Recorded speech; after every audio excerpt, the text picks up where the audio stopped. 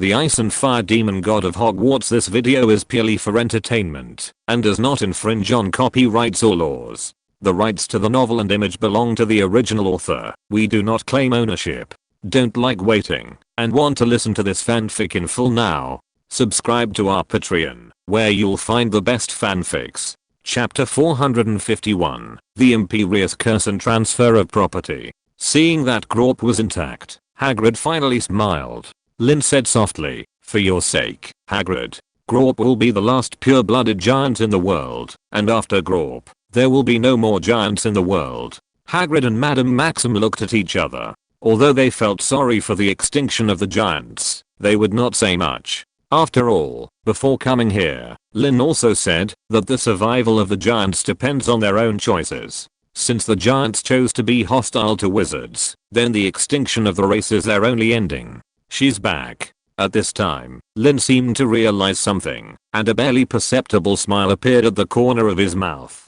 He turned around. Irina's body was wrapped in the power of ice. The constantly flashing power of ice made her approach here quickly like an ice blue beam, and Irina was holding a black cloaked wizard who had fainted. Irina came to Lin En, and she threw the wizard in the black cloak in her hand away, and her cold voice rang out, "He is the culprit of the giants' civil strife. I saw many black magic props used for curses, including him, in a cave 10 kilometers away." Hearing Irina's words, Hija and Madame Maxim's faces showed anger. "What? The Gogo Cacus we contacted before was killed, and it was actually the work of this wizard?" Madame Maxim exclaimed. "You know, if Gaogaoma hadn't killed Cacus and expressed his murderous intentions to Hija and the others, their trip could be said to be extremely smooth, and the giants would not have to be exterminated." After learning that the root of all this was the curse cast on Cacus by this wizard, Hija and Madame Maxim's hatred for this wizard reached its extreme.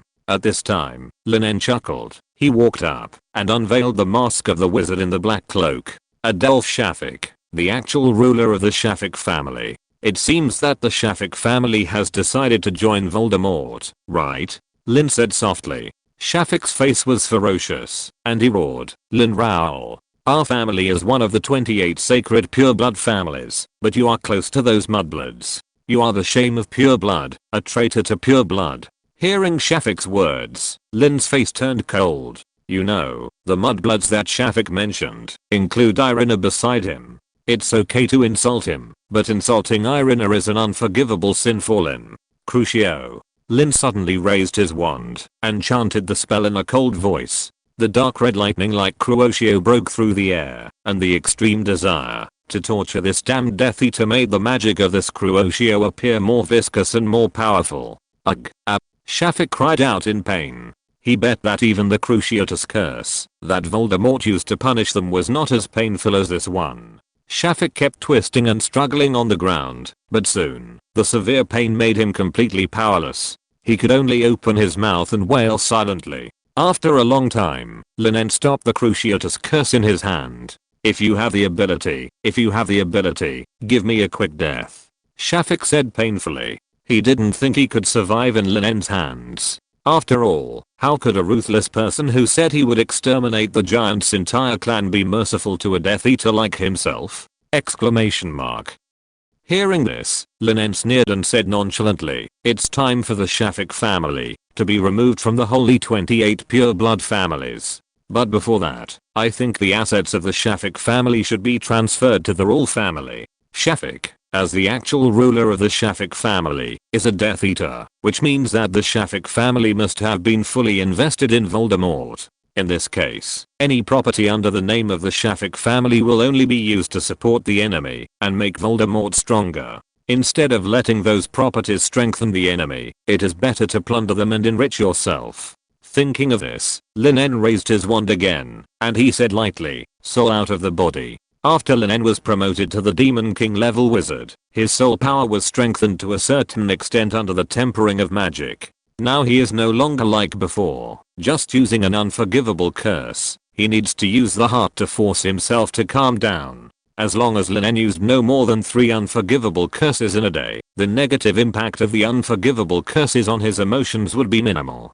This is also the reason why Lin En's emotions were not affected at all after using the Cruciatus curse and the Imperious curse on Umbridge. The imperious curse hit Shafik, and Shafik's eyes were covered with a layer of grey-white mist under the effect of the imperious curse. Shafik, I want you to transfer all the Shafik family's property, except the Gringotts vault, to the Rao family by legal means, Lin En said to Shafik, who was under the control of the imperious curse. The Shafik family has a deep foundation, which means that their vault in Gringotts must be at the deepest part, which means that, if Shafik wants to enter the Gringotts vault, he must pass through the anti-thief waterfall. According to Lin En's impression of passing the anti-thief waterfall in his first year, the essence of the anti-thief waterfall should be similar to the magic forbidden power of the magic forbidden stone. It can form a magic vacuum field the moment it is poured on the wizard. In this magic vacuum, all spells will be ineffective, including the imperious curse.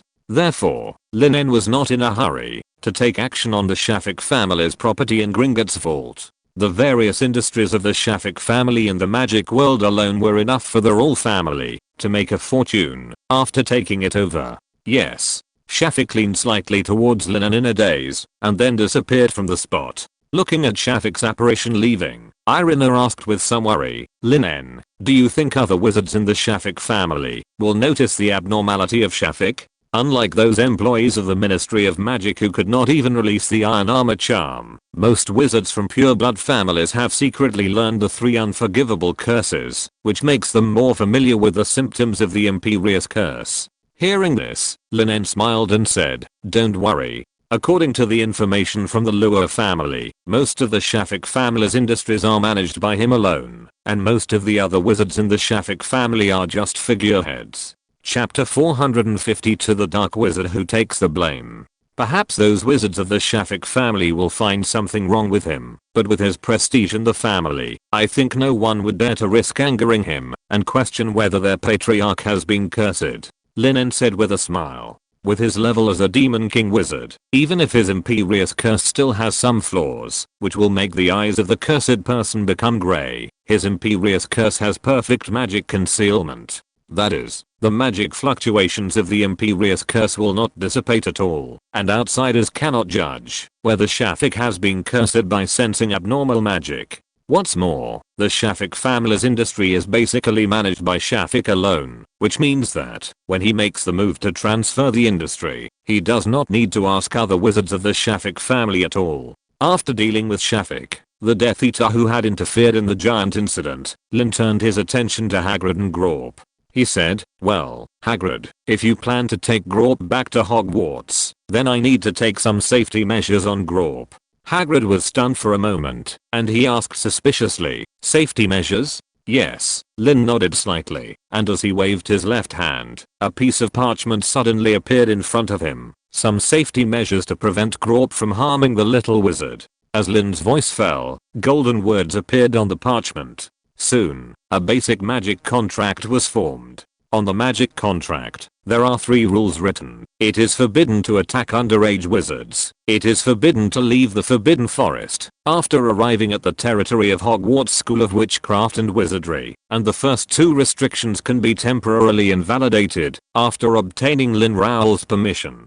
In the penalty for breach of contract in this magic contract, Lin replaced it with a set of alchemy arrays. Once the penalty for breach of the magic contract is triggered, a golden cage-like alchemical array will appear on Grawp, completely restricting Grawp's movements and making him unable to move. Lin raised his hand again, and an invisible sharp blade cut Grawp's finger, causing a drop of blood to fly out from Grawp's fingertips and merge into the magic contract. Okay, Lin said easily. Hagrid, Madam Maxim, you can go back. Irina took out 2 cross-border arbitrary door keys from her pocket and handed them to Hagrid and Madam Maxim respectively. Madam Maxim nodded to Lin and Irina and activated the cross-border door key handed by Irina, returning to Boxbaton's School of Magic in France. After Hagrid received the cross-border door key, he did not leave immediately, but asked, Lin, Irina, aren't you going together? Irina smiled and shook her head,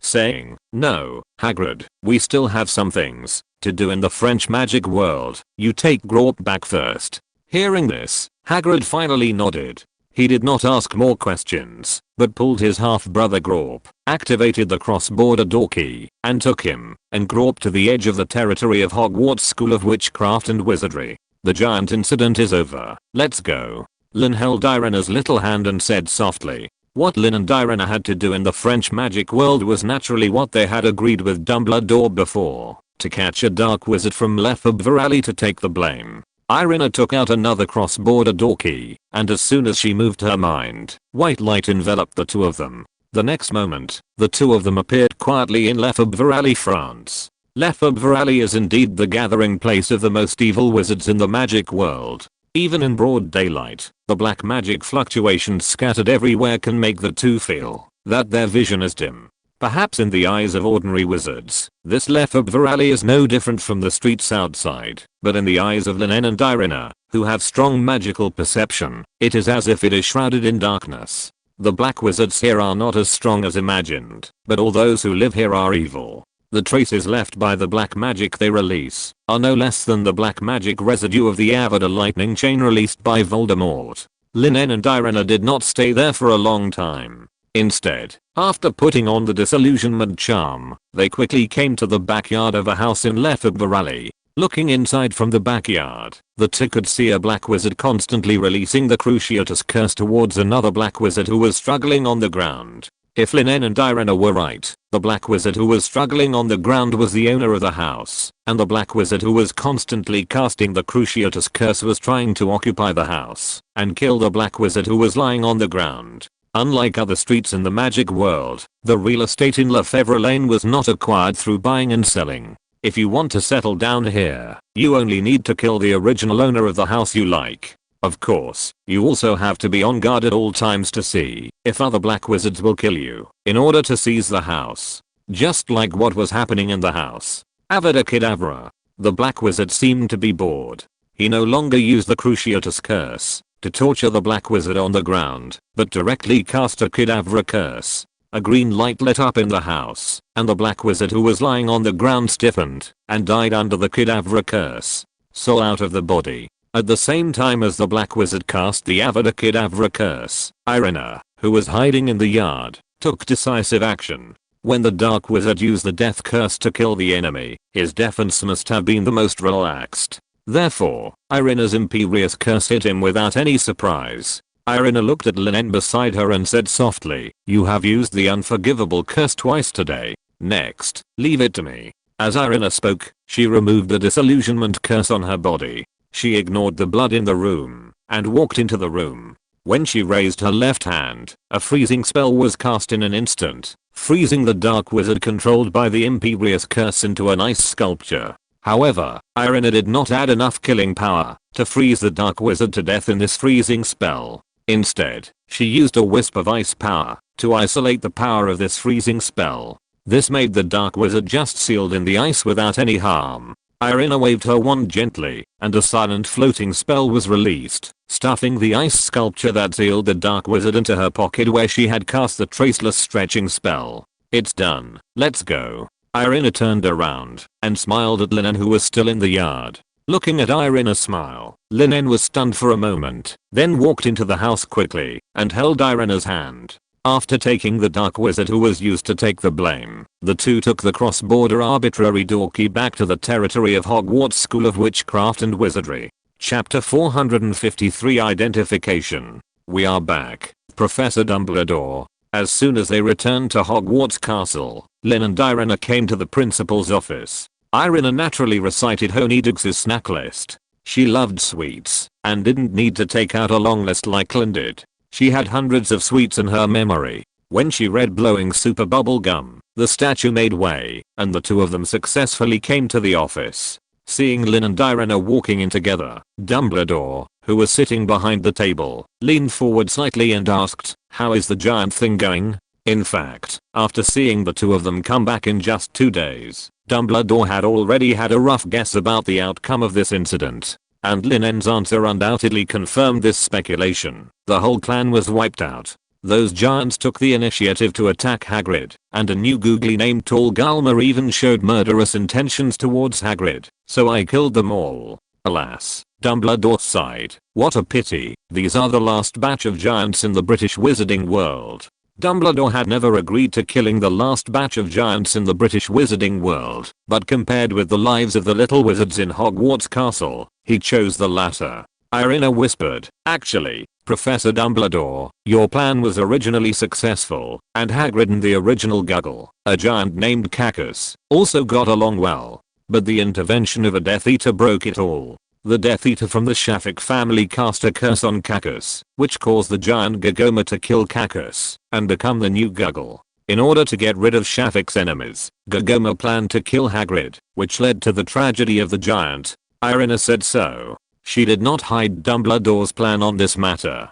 Death Eaters. Dumbledore narrowed his eyes. He didn't look very happy. "Where's Hagrid? Is he back?" Irina nodded slightly and said, "Hagrid came back with his half-brother long before us."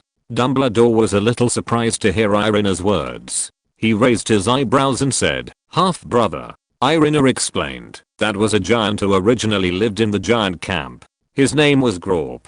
Grawp and Hagrid's mother is the same giant. Grawp is also the last pure-blooded giant in the British wizarding world." Dumbledore frowned and asked, "So, did Hagrid take Grawp to the Forbidden Forest? This is a bit troublesome."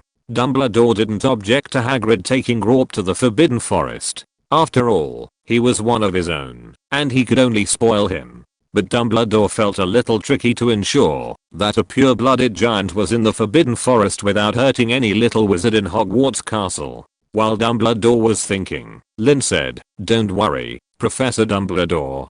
Before Hagrid took Grawp to the Forbidden Forest, I left a safety measure on Grawp.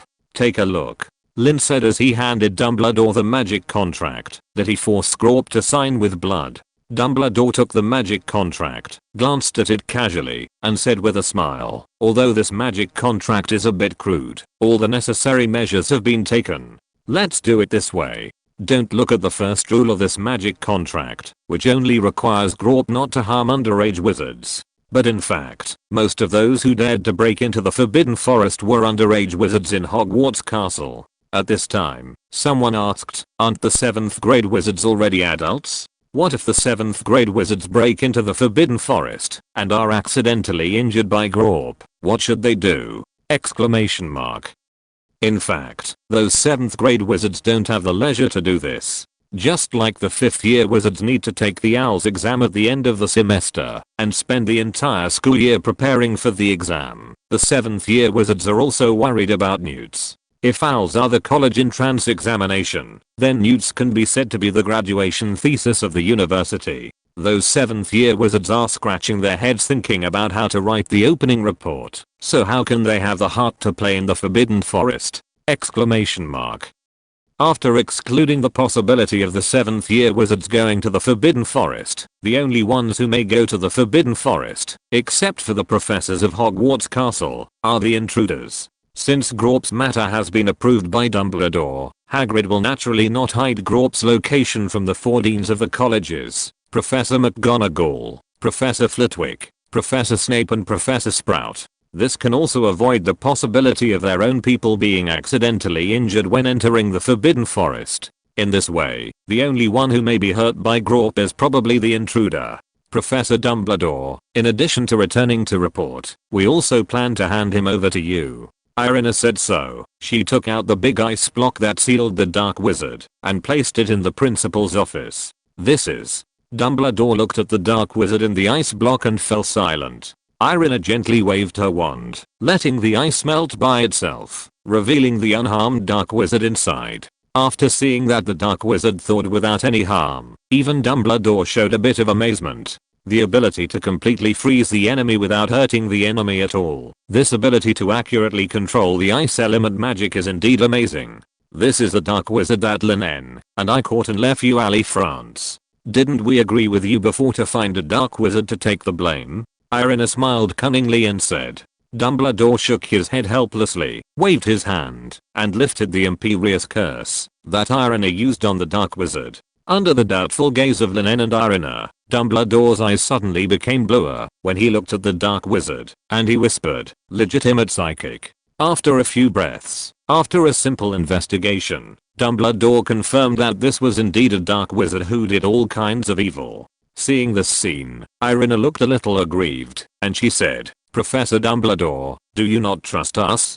Dumbledore was stunned, and he said, "No, you misunderstood. This is just a necessary inspection. After all, this is a human life. As long as the evil he has committed has not reached the level of life imprisonment in Azkaban prison, I will not let him become a victim." Hearing this, Irina suddenly realized that it was to verify the identity of this dark wizard, so as not to wrongly accuse a good person. Chapter 454. Intercepted Fudge's Letter. La Lane in France is the gathering place of the most evil black wizards, but on weekdays, there are also ordinary wizards who mistakenly enter here. The wizards in the French magic world naturally stay away from La Lane, but those wizards from other countries who come to travel will mistakenly enter La Lane without knowing the reason and eventually lose their lives in vain. In order to prevent Lin and Irina from catching a good person by mistake, Dumbledore used legilimency to verify the identity of the black wizard. In fact, Lin and Irina had already thought of this when they were looking for their target. Therefore, they went directly to the house to catch people, instead of just catching someone on the street and running away. Since there is nothing else, let's go back first. After Dumbledore confirmed the identity of the black wizard through legilimency, Lin and Irina left the principal's office. It took the two of them a day and a half to get to the valley, where the giants were, and it was already Sunday evening. Although a good weekend was wasted, the two of them had no complaints. After all, helping Hagrid return as soon as possible and catching a dark wizard to take the blame were all things they had planned long ago. The next morning, Umbridge came to Dumbledore's office again. After seeing Dumbledore, she angrily questioned, "Dumbledore, it's been so many days, haven't you found the person who attacked me? Everyone says that you are the greatest white wizard of this century, and you are the one that all dark wizards are afraid of. I think you are just that." Umbridge did not give Dumbledore any face, but relied on her status as the senior deputy minister of the Ministry of Magic to accuse Dumbledore. Every day after Umbridge was attacked, she would come to find Dumbledore specifically to question and urge the progress of catching the murderer. Dumbledore was not angry. He just chuckled and pointed to a man tied to a chair with his mouth sealed with tape not far away. He said, "I caught the man who attacked you last night, but it was too late yesterday, and I didn't want to disturb you, so I didn't inform you immediately." Umbridge was stunned. She turned her head and saw the tied man. Umbridge looked at the tied man and recalled the words she had just accused Dumbledore. She was embarrassed. "He is the one who attacked me?" Umbridge said, looking at the man on the chair with a look of resentment. She walked up and tore off the tape on the man's mouth. As soon as the tape was removed from the man's mouth, the man cursed Umbridge, "Damn pink toad. You, a follower of Fudge's fat pig, aided and abetted the evil, and you should go to hell." Yes, after Lin and Irina left the principal's office yesterday, Dumbledore cast another imperious curse on the dark wizard. Although Dumbledore is the greatest white wizard of this century, as the first person to propose the slogan for the greater good, which almost dominated the entire wizarding world, Dumbledore was not foolish when using dark magic. His attainments in other dark magic, except Avada Kedavra, were not much worse than Voldemort. Even the imperious curse cast by Lin would leave a layer of grey mist on the surface of Shafik's eyes, which would easily make some dark wizards who were proficient in the imperious curse discover the clues. But the imperious curse cast by Dumbledore on this dark wizard did not leave any traces. Even if Voldemort came, he probably couldn't tell whether the dark wizard's current actions were his own intention or under Dumbledore's control. Illegally breaking into Hogwarts Castle, attacking Hogwarts professors, and attacking the senior deputy minister of the Ministry of Magic. The charges against you are enough to make you enjoy a good time in Azkaban prison, sir," Umbridge said with a pinched throat. She seemed to have a gentle tone, but there was a deep resentment in the depths of her eyes. As Umbridge spoke, she turned her head to Dumbledore and said in an unquestionable tone, "Professor Dumbledore, please allow me to take this dark wizard who violated the laws of the Ministry of Magic away and accept the trial of the Ministry of Magic." Umbridge's attitude is hard to believe. After taking this dark wizard away, she will let a Dementor accidentally give this dark wizard a kiss. Dumbledore had already anticipated the end of this dark wizard when Lin and Irina caught this dark wizard. Moreover, judging from the acts of slaughtering muggles, using babies to make potions, killing people to take their organs, etc. that Dumbledore had searched out of the mind of this dark wizard. Even if this dark wizard was kissed by the Dementors, it can only be said that he deserved it, or even got it for free.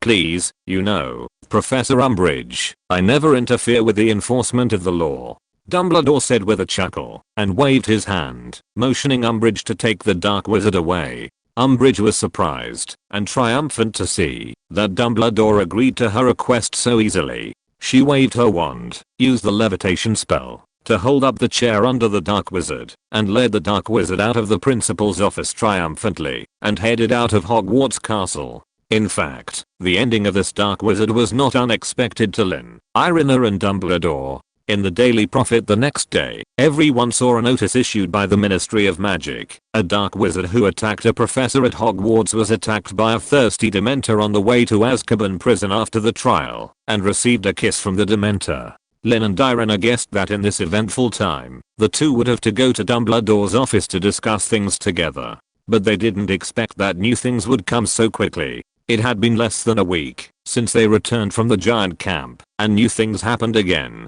This is the information sent by Michelle Anderson, the editor-in-chief recruited by the royal family in the Daily Prophet. Take a look. Lin handed a letter to Irina and said so. Judging from Lin's solemn expression, the letter must not be a small matter. Irina quickly took the letter and read it out in a low voice.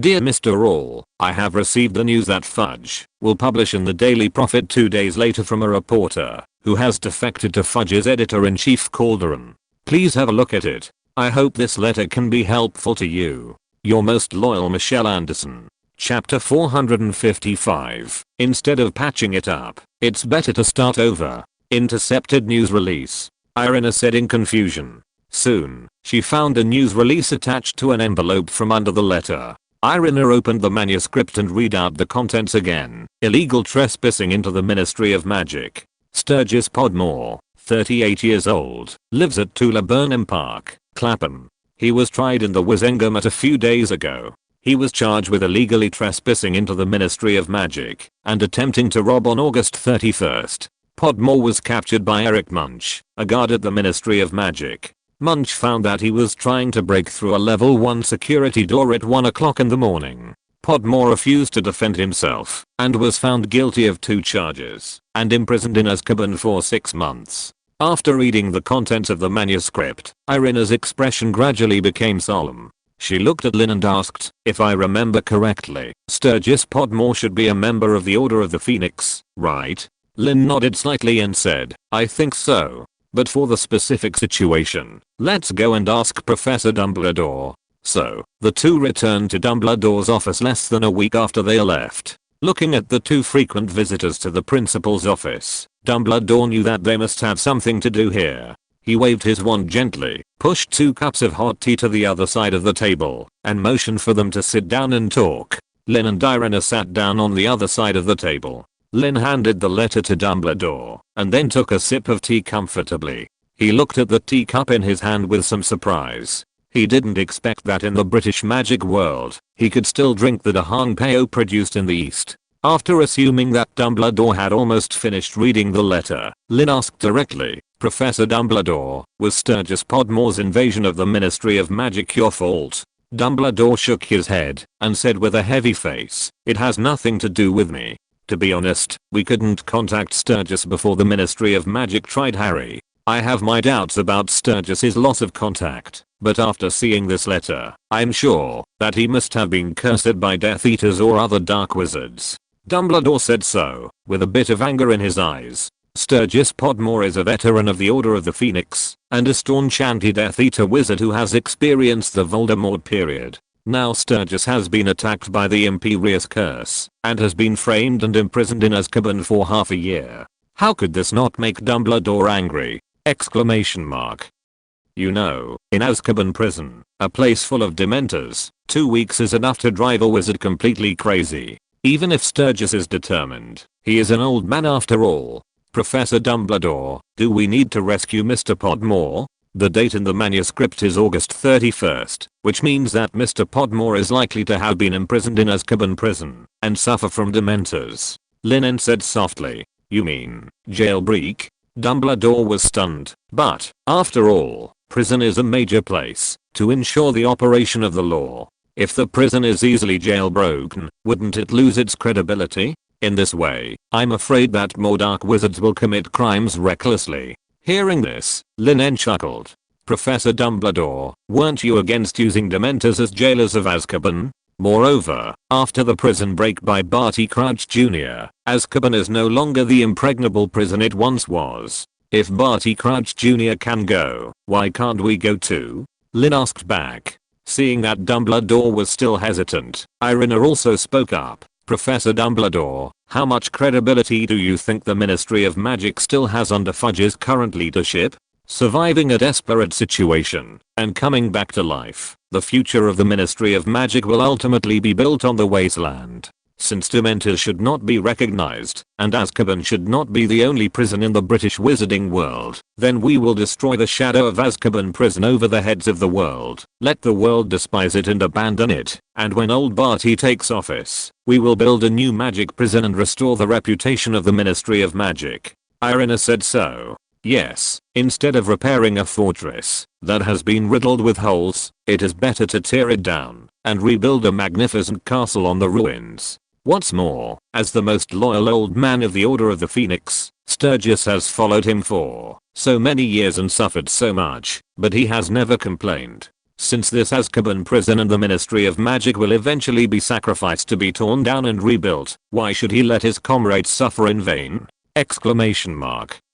Thinking of this, Dumbledore finally raised his head and said slowly, then, Lin, Irina, before this operation, I invite you to join the Order of the Phoenix as the President of the Order of the Phoenix. I wonder if you are willing? Sturgis Podmore is a member of the Order of the Phoenix, and as students of Hogwarts School of Witchcraft and Wizardry, you don't need to do so much for the Order of the Phoenix. Therefore, I plan to invite you to join my club. Dumbledore said so. Hearing Dumbledore's words, Lin and Irina looked at each other, and both of them smiled. Dumbledore thought that the two would accept it happily, but their answers were beyond his expectations. Irina came forward, bowed slightly to Dumbledore, and said, Professor Dumbledore, only when I'm free can I see the world more clearly, so I'm sorry that we can't join the Order of the Phoenix.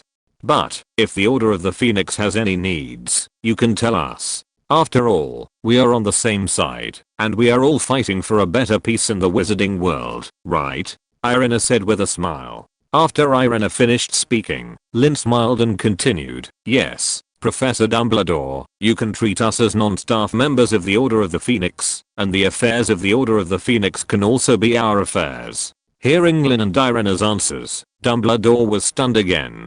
But soon, a smile appeared on Dumbledore's lips. He nodded and said solemnly, then, Lin, Irina, as the President of the Order of the Phoenix, I formally request you to go to Azkaban prison to rescue Sturgis Podmore, a member of the Order of the Phoenix. Take care. Chapter 456 Prison Break. Whether Dumbledore was inviting Lin and Irina to join the Order of the Phoenix, or asking them to rescue Sturgis Podmore, he emphasized his identity as the President of the Order of the Phoenix. That's because when Dumbledore was the headmaster of Hogwarts School of Witchcraft and Wizardry, Lin and Irina were, and only were students of Hogwarts Castle, and when Dumbledore was the president of the Order of the Phoenix, Lin and Irina would have more identities. We accept your request, respected President of the Order of the Phoenix, Dumbledore. Lin naturally understood what Dumbledore meant, and when he called out Dumbledore's last name, he no longer used the word professor. Unlike going to the giant camp to deal with the affairs of the giants, it only took one night for the two to rob Azkaban prison. Therefore, they did not wait until the weekend to act. Instead, in the principal's office, in front of Dumbledore, he took out a key to the portal and teleported to the coast closest to the island, where Azkaban prison was located. Azkaban prison, like Hogwarts Castle and Walterson Magical Botanical Garden, is a place hidden on the map by the unmappable charm. This prevents them from reaching Azkaban prison directly, and they must first reach the nearest coast, and then take a small boat to the island, where Azkaban prison is located. However, with the alchemist Lin En, they don't need to spend most of the night to reach their destination like little Barty did. Isn't this boat pretty good? Irina waved her wand quickly and used transfiguration to transform a piece of broken wood on the coast into a fully equipped boat that could accommodate 4 or 5 people. Lin En walked over and gently tapped the surface of the boat with his wand. The moment his wand touched the boat, thousands of golden lines spread along the tip of his wand on the surface of the boat, quickly covering the entire hull of the boat. Lin put away his wand and said, "I have set up windproof, rainproof and lightning-proof alchemy arrays on the boat to block external interference, as well as various alchemy arrays for accelerating the boat and providing power for the boat. We are expected to reach Azkaban prison in 10 minutes. Irina nodded with a smile and took the initiative to flip into the boat. Driven by the alchemy array, this small boat transformed by transfiguration was actually sailing at a speed faster than a battleship, heading towards the island, where Azkaban prison was located. 10 minutes later, an island shrouded in black clouds appeared in the sight of Lin and Irina, and with it appeared a team of Aurors patrolling back and forth on the island. After the last prison break by Barty Crouch Jr., the guards of Azkaban prison have been greatly strengthened, and the guards here are much stricter than before. The Auror team, which originally had more than 20 Aurors, has been expanded to 50 people, and the number of elite Aurors leading the team has reached 10. Aurors of this size are enough to fight the Death Eaters. It can be said that, unless Voldemort comes in person, even if the Death Eaters come out in full force, they may not be able to take over the current Azkaban prison. Of course, that is when the Dementors here do not betray. If the Dementors here betray, then just repelling the hundreds of Dementors here will tie up most of the Auror team's combat power. However, these Aurors never thought that Lin En, a demon-level wizard who should have been in the same camp with them, would actually come to Azkaban to break out of the prison. When Lin En and Irina's boat docked, the Aurors guarding the port had already shown vigilance and lined up to prepare for the enemy. Now there are more than 30 Aurors in front of the two, and this number is still increasing. Aurors from the entire island are gathering here quickly. Who is it? Do you have a warrant from the Ministry of Magic? An Auror shouted loudly, looking at the boat not far away with cold sweat. In fact, the moment they saw the boat, they knew that it was definitely not someone from the Ministry of Magic. After all, the Ministry of Magic would not use such a shabby boat, but the proper procedures still had to be followed. Sure enough, the people in the boat did not answer the Auror's words. The only answer to the Auror was a disarming spell that broke through the air armor. Seeing the disarming spell appear, the Auror, who was already very vigilant, immediately waved his wand and released an armor spell. But a scene that all Aurors found incredible appeared. The disarming spell tore through the Auror's armor spell without any hindrance and hit the Auror fiercely, knocking him out more than 10 meters away. At this time, Lin En was the first to get off the boat and land on the island. He looked at the Auror flying backwards and chuckled. How could the armor spell released by ordinary wizards resist the disarming spell of a Demon King level wizard? Exclamation mark. Irina followed closely behind him and boarded the island. The two had already put on black cloaks and silver masks that Lin had copied for Death Eaters. Damn, they are Death Eaters. Seeing the two dressed up, the remaining Aurors were all shocked. An elite Auror stood up. He seemed to be an old man who had experienced the Voldemort period. He hated Death Eaters very much. The elite Auror commanded in a cold voice, "Everyone, lift all restrictions and make killing these two Death Eaters the top priority. No need to leave them alive." After receiving the order from the elite Auror, the surrounding Aurors hesitated for a moment, but still raised their wands as quickly as possible and chanted the spell in the direction of Lin and Irina in unison, Avada Kedavra. The sky was full of dark green light shooting towards Lin and Irina, which caused a lot of trouble for the two. They could use the iron armor charm to resist ordinary spells, but the Avada Kedavra curse could not. Lin was a little surprised by the order of the elite Auror, but he was not disgusted. After all, if it were him, he would do the same. Facing those evil Death Eaters, no matter how vicious they are, it is natural. Thunder explosion. Thunder explosion. Lin and Irina chanted the spell in unison, while dodging the killing curse by moving quickly. Two orange-red beams of light came out one after another, causing an extremely violent explosion in an instant. But surprisingly, no Auror died directly in the explosion. Instead, the thick smoke and airwaves that swept over 20 Aurors were blown away and seriously injured. Chapter 457, Crushing and Defeating. As the smoke spread, Lin quickly threw out a ball of forbidden magic fire, melting the surrounding killing curses in the air. Using the smoke to block the vision of the auras, and then using the forbidden magic fire to block the attack of the killing curse. This was the fundamental purpose of Lin's release of the explosion curse. Lin had used the forbidden magic fire to fight in the Battle of Little Hangleton Village, which made the forbidden magic fire one of Lin's signature magics in the eyes of wizards in the British magic world. Therefore, in order not to expose their identities, Lin and Irina had to cover up their unique magic or other abilities in other ways, so that they would not be noticed by others. Seeing Lin blocking the surrounding killing curses, Irina breathed a sigh of relief. There were too many killing curses that had just been shot, so many that even she could not dodge them all by just moving. And if she wanted to control the power of ice to shuttle quickly, she would inevitably expose her identity. You know, when the power of ice is released, the icy blue light that blooms can't even be covered by the thick smoke. Looking at Lin beside her with relief, Irina's offensive became more and more fierce. She understood that, if she and Lin wanted to win without killing these auras and revealing their identities, they had to quickly make some of the auras lose their combat effectiveness when these auras regarded her as a Death Eater and would not hold back. Otherwise, the offensive of these auras in formation would be extraordinary. Irina's wrist trembled slightly, and 5 or 6 disarming spells broke through the air in just 1 second, flying towards 5 or 6 auras not far away. Looking at the disarming spells that broke through the air, 2 auras skillfully released the ironclad charm to block the attack.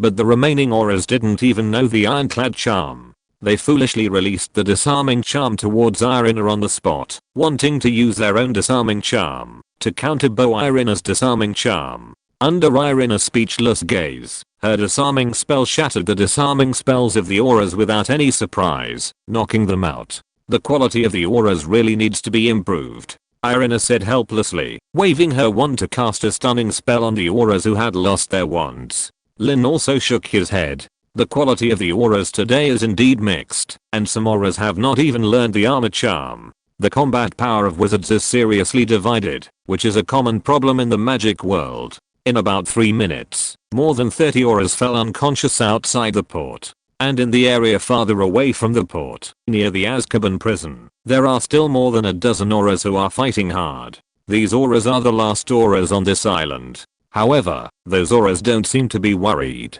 After all, the auras stationed here have never been the main force of the guards of Azkaban prison. The main force here has always been the hundreds of Dementors flying over Azkaban prison. With the efforts of the elite auras who retreated to the back, the Dementors over Azkaban prison finally understood what the auras meant and marked Lin and Irina as intruders. After the auras and the Dementors reached an agreement, the situation changed all of a sudden. Hundreds of Dementors flew towards Lin and Irina like a black fog covering the sky, and the killing curses interspersed by the dozen auras blocked all the retreat routes of Lin and Irina. Seeing this scene, there was no fear on the faces of Lin and Irina. Expecto Patronus.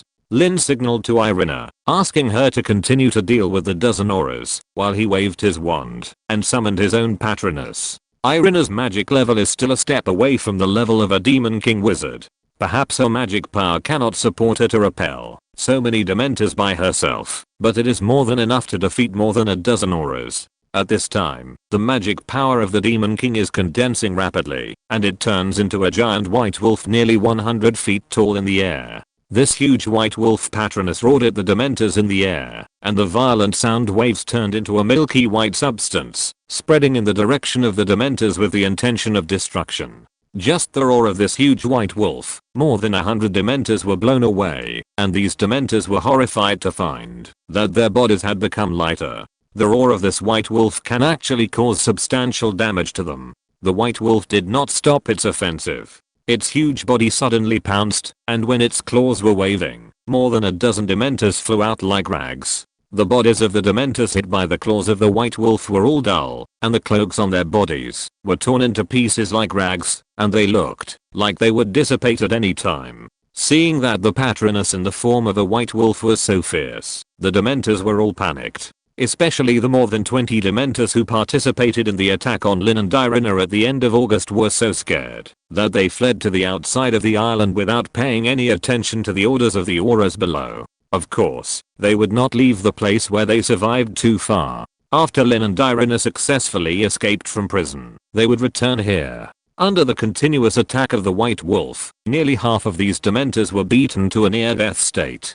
Until this moment, the remaining Dementors completely lost the courage to attack Lin and Irina. They screamed sharply, temporarily repelling the attack of the White Wolf with their shrill howls, and then fled away with their injured companions. Lin En did not control the Patronus to chase the fleeing Dementors. He knew that the Patronus charm could only drive away Dementors, but could not kill them. Even if he chased the Dementors, it would be in vain. At the same time, Irina had already knocked out the remaining auras. Among the dozen auras, there were 3 veteran elite auras. Apart from these 3 elite auras, the rest of the auras could not even resist the dozen stunning spells that Irina cast instantly. Even if these 3 elite auras persisted, the 3 Chinese biting cabbages thrown by Irina made them lose their last resistance. Fortunately, Irina quickly collected the 3 Chinese biting cabbages before they bit off their heads. Otherwise, if she accidentally killed these auras who hated the Death Eaters, she would have to feel guilty for most of her life. Chapter 458, The Collapse of Azkaban. After knocking down these auras, Lin and Irina cast a powerful stunning spell on each of the fallen auras to ensure that they would not wake up before the 2 completed the prison break. After doing all this, the 2 finally took off the silver mask disguise on their faces and headed towards Azkaban prison together. Soon, Lin and Irina arrived at the fortress called Azkaban Prison. Azkaban Prison has 3 floors, and each floor holds criminals of different dangerous levels. The higher the dangerous level of the criminal, the higher the floor where the criminal is held. Most of the wizards held on the first floor of Azkaban Prison were imprisoned for violating some ordinary laws. Their longest sentence would not exceed 1 year, and their rescue target, Sturgis Podmore, was imprisoned on the first floor of Azkaban Prison. Those imprisoned on the second floor of Azkaban Prison are all dark wizards who have killed people. These dark wizards have more or less committed some murders. Some of them killed other wizards with the killing curse, and some slaughtered muggles wantonly, and finally went to prison. As for those imprisoned on the third floor of Azkaban Prison, which is the top floor, they are all extremely vicious criminals and notorious Death Eaters. Among them, those extremely vicious criminals have at least 10 lives, such as Sirius Black, who was wrongly accused of bombing a street of muggles. And those Death Eaters, no matter how many sins they have committed, will be imprisoned on the top floor. This is also the Ministry of Magic's special treatment of the notorious black wizard group such as the Death Eaters. The top floor of Azkaban Prison is also the place where the Dementors visit the most times, followed by the second floor, and the first floor is the least. This is also the basis for the Ministry of Magic to classify the danger level of criminals. Thunder explosion. Irina raised her hand and cast an explosive spell, blowing open the iron gate at the entrance of Azkaban Prison. After the iron gate was blown open, what came into view was a not too narrow stone slab passageway and more than 100 cells on both sides. Among these more than 100 cells, more than 80 were holding prisoners, and the target of the 2 people's rescue, Sturgis Podmore, was imprisoned in the 60th cell from the outside to the inside. Close your ears and listen. Lin and Irina quickly came to the cell where Sturgis Podmore was. Lin gently waved his wand and cast the ear-closing and listening spell. The 2 looked at Sturgis Podmore in the cell. Under the torture of the Dementors, Sturgis Podmore looked very depressed, and his clothes were tattered. He seemed to have suffered a lot of torture. Mr. Podmore, Lin said softly, we are here to rescue you, on Dumbledore's behalf. Sturgis Podmore in the cell didn't want to respond when he heard Lin's call, but when he heard the name Dumbledore, he suddenly opened his eyes. You are Dumbledore's people. Sturgis recognized Lin and Irina, and his tone was a little happy, but still a little doubtful. After all, in his impression, Dumbledore was not someone who would do such a thing as jailbreaking. Irina took the initiative to say, we are here to rescue you on Dumbledore's behalf. Come with us. While Irina was talking to Sturgis, Lin raised his hand and cast a shattering spell, shattering the door of the cell and the walls on both sides. Irina helped Sturgis up, and helped him walk out of the cell. Irina, you and Sturgis go to the shore, and wait for me. I'm going to the 3rd floor. Just as everyone was about to leave, Lin En suddenly said to Irina, Hearing this, Irina was stunned for a moment, then suddenly realized, Lin En, you want to? Lin En nodded gently and said, well, those Death Eaters and Dark Wizards on the 3rd floor, it's not a good idea to stay there. I should also clean up Azkaban. After the Dementors rebelled against Voldemort, the entire Azkaban prison was no man's land for Voldemort. Voldemort came and went as he pleased, and he could also kidnap a group of captured Death Eaters. Whenever Voldemort was short of people, he only needed to come to Azkaban prison and kidnap a group of Death Eaters, so that the vacant Death Eaters would be available all of a sudden. Wouldn't it be wonderful? Exclamation mark.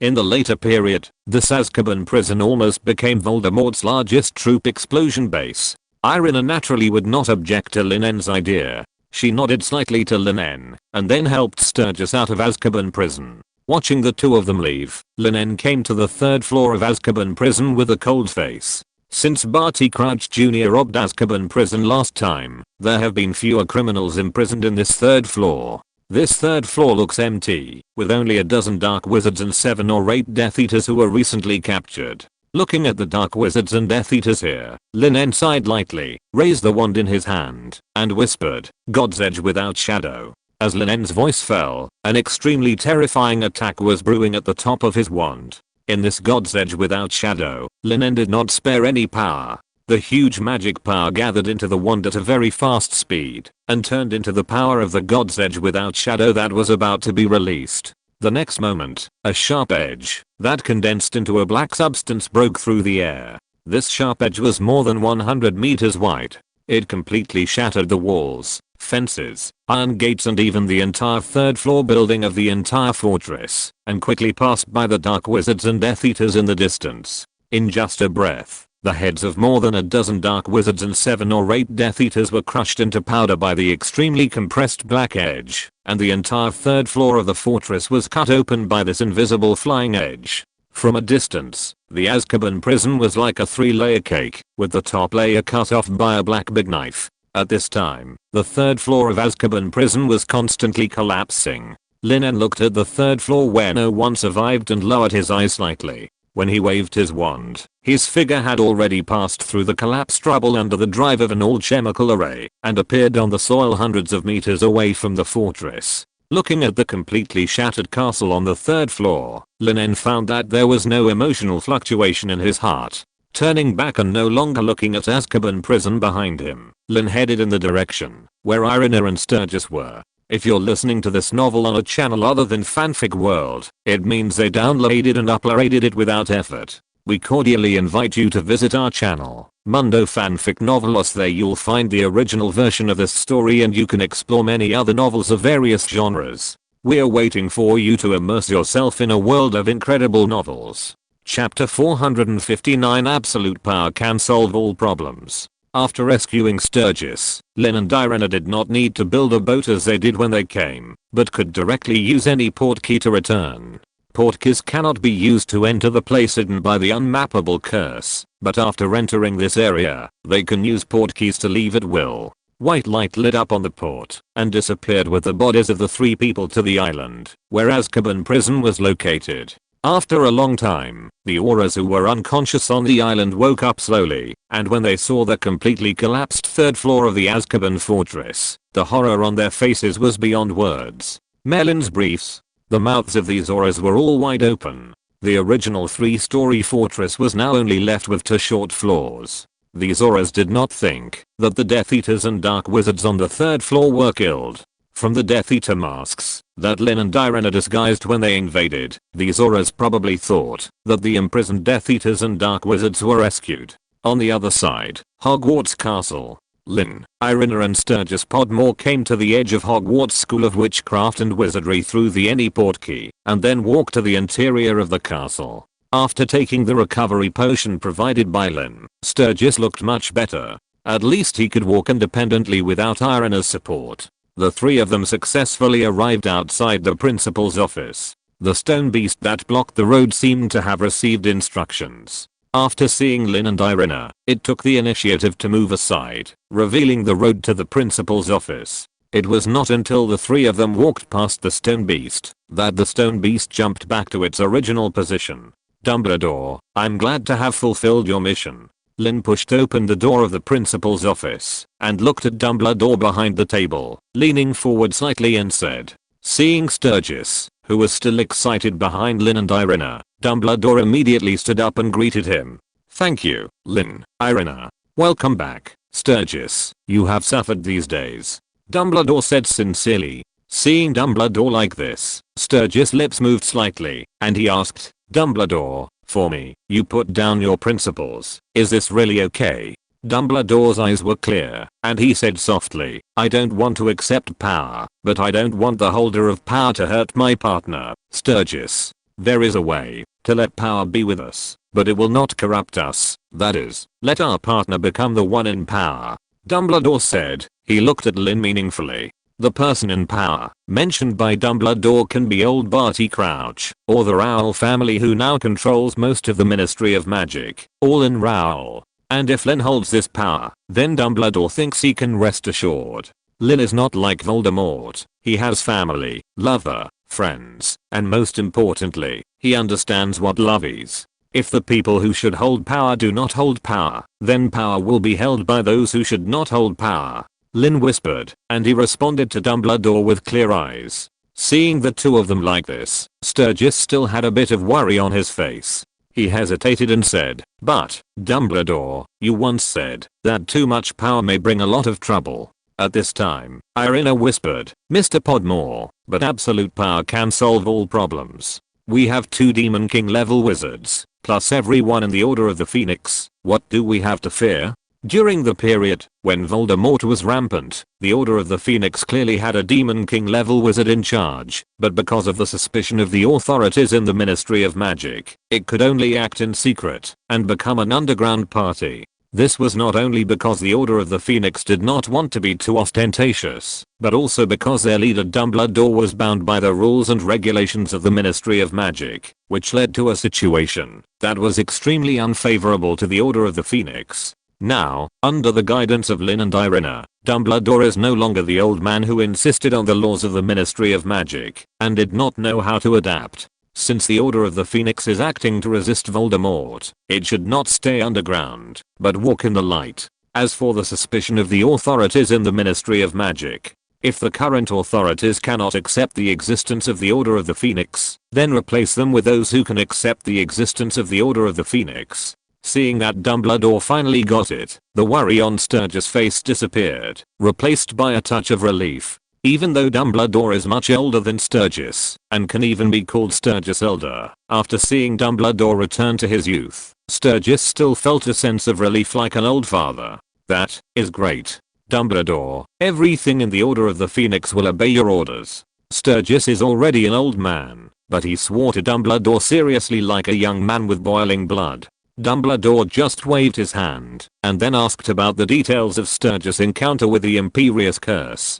The truth of the matter did not surprise the 3 people. It was a Death Eater who controlled Sturgis with the Imperious Curse, and it was the infamous Bellatrix Lestrange. After Bellatrix controlled Sturgis with the Imperious Curse, what she ordered him to do was to break into the Department of Mysteries of the Ministry of Magic and obtain the crystal ball with the prophecy about Harry. Is it really a prophecy? Dumbledore pondered. He understood that, since Bellatrix would control Sturgis to do this, it must be Voldemort's instruction behind it. So it seems that Voldemort has already set his sights on the crystal ball. Since you don't want Voldemort to get the prophecy about Harry, why not just break the crystal ball? Irina said softly.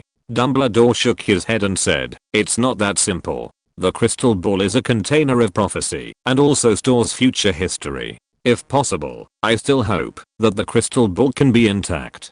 Hearing this, Lin and Irina looked at each other and both saw a smile in each other's eyes. If Dumbledore knew that the crystal balls in the Department of Mysteries were knocked over and rose in the original book, I wonder what Dumbledore would think! Exclamation mark. After figuring out who was casting the Imperious Curse and the purpose of controlling Sturgis, Dumbledore asked Irina to send Sturgis away with the Anywhere door key. After Lin and Irina said goodbye to Dumbledore, they returned to their dormitories.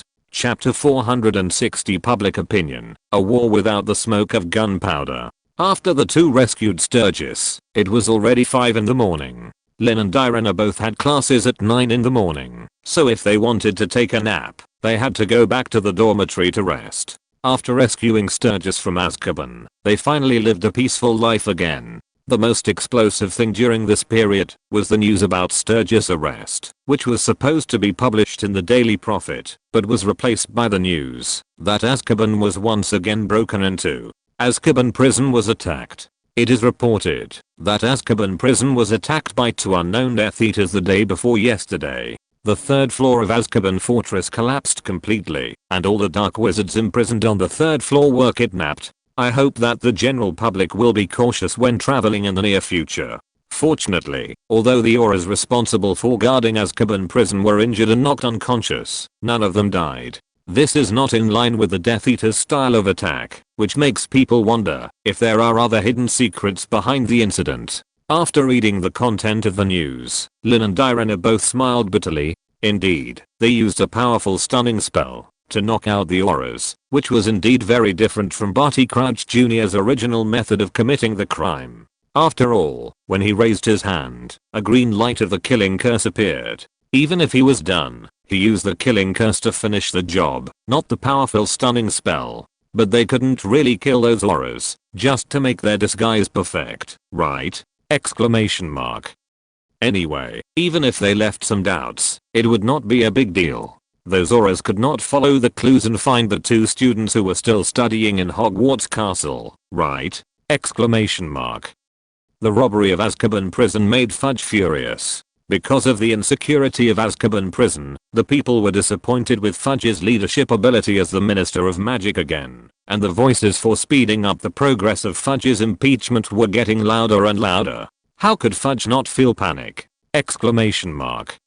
In order to make Dumbledore not want to preside over the impeachment, and to prevent those people from getting what they wanted, Fudge made trouble again. A week later, in a copy of the Daily Prophet, a piece of news shocked all the little wizards in the hall who subscribed to the Daily Prophet. Ministry of Magic seeks educational reforms, with Dumbledore's Umbridge appointed as the first High Inquisitor. In an impromptu action last night, the Ministry of Magic passed new decrees giving it an unprecedented degree of control over Hogwarts School of Witchcraft and Wizardry. This is not the first time that Minister Cornelius Fudge has used new decrees to implement improvements to the School of Magic in recent weeks. Just recently, on August 30th, Educational Decree number 22 was passed, ensuring that if the current headmaster cannot provide a candidate for a certain teaching post, the Ministry of Magic will recommend a suitable candidate. This latest impromptu action was officially implemented by the Ministry of Magic's Educational Decree number 23, which created the new position of Hogwarts High Inquisitor.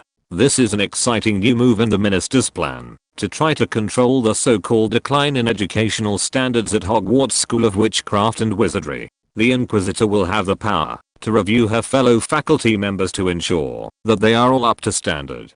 Professor Umbridge has been offered this position in addition to her current teaching position, and we are pleased to report that she has accepted it with pleasure. These new measures of the Ministry of Magic have been warmly supported by the parents of Hogwarts students. Irina read out the main points of the Daily Prophet, while Harry, Ron, and Hermione gathered around her to read the contents of the newspaper. The 4 of them still looked heavy-hearted when reading the news, but after reading the second piece of news below it, they all couldn't help laughing. Expose the ugly lies of the Ministry of Magic. The parents of students strongly oppose it. After learning that the Ministry of Magic had never made any public announcements or adopted any public opinions before issuing the Education Order number 23, the parents of Hogwarts students strongly expressed their opposition to the Ministry of Magic's interference in the affairs of Hogwarts. The Ministry of Magic has never consulted the opinions of us parents, said Arsene Russ, a student parent. I don't think a professor who can only read from the textbook and has poor teaching quality is qualified to review her colleagues. Parents of Hogwarts students oppose the Ministry of Magic's involvement in Hogwarts Castle. They believe that the school should not be political. Get Umbridge out of Hogwarts, said Errol Singh, a student parent. She is not a professor, but a politician through and through.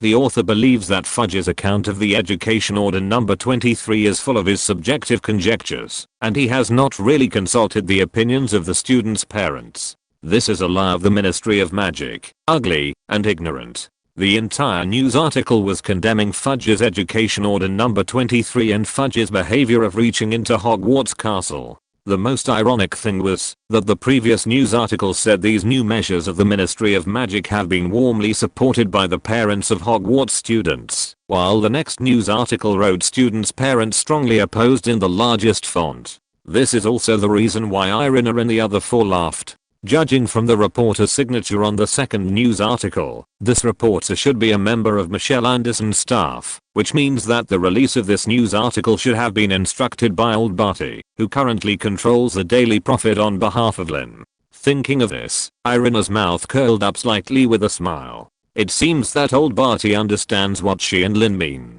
Under the suppression of Lin and Irina, they will not let Umbridge stir up too much trouble in Hogwarts Castle and cause too much damage to the physical and mental health of the young wizards. This also means that, even if the young wizards hate Umbridge, they will not be as extreme as in the original book. If they want the young wizards to unite to deal with Umbridge, they must let their emotions reach the extreme. Neither Lin and Irina, nor Dumbledore, will allow the young wizards to be hurt because of Umbridge. Then this missing part of emotion can only be driven by public opinion.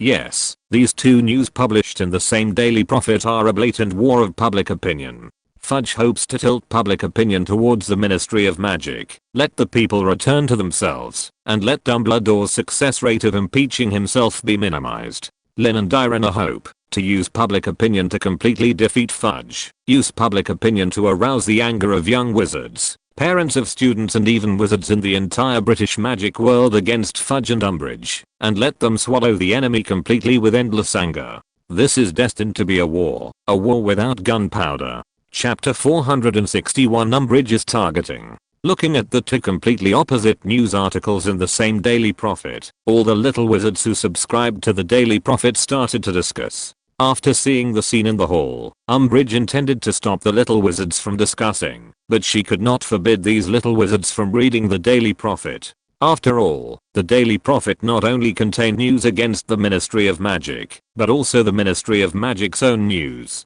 This is the brilliance of the Daily Prophet. Even if Fudge attacked the Daily Prophet for the following news, he could not completely ban the Daily Prophet, unless Fudge did not want people to see the news he provided. Okay, classmates. I think you all should have subscribed to today's Daily Prophet. I hope you all trust the announcement of the Ministry of Magic and believe that the Ministry of Magic will bring you a better future.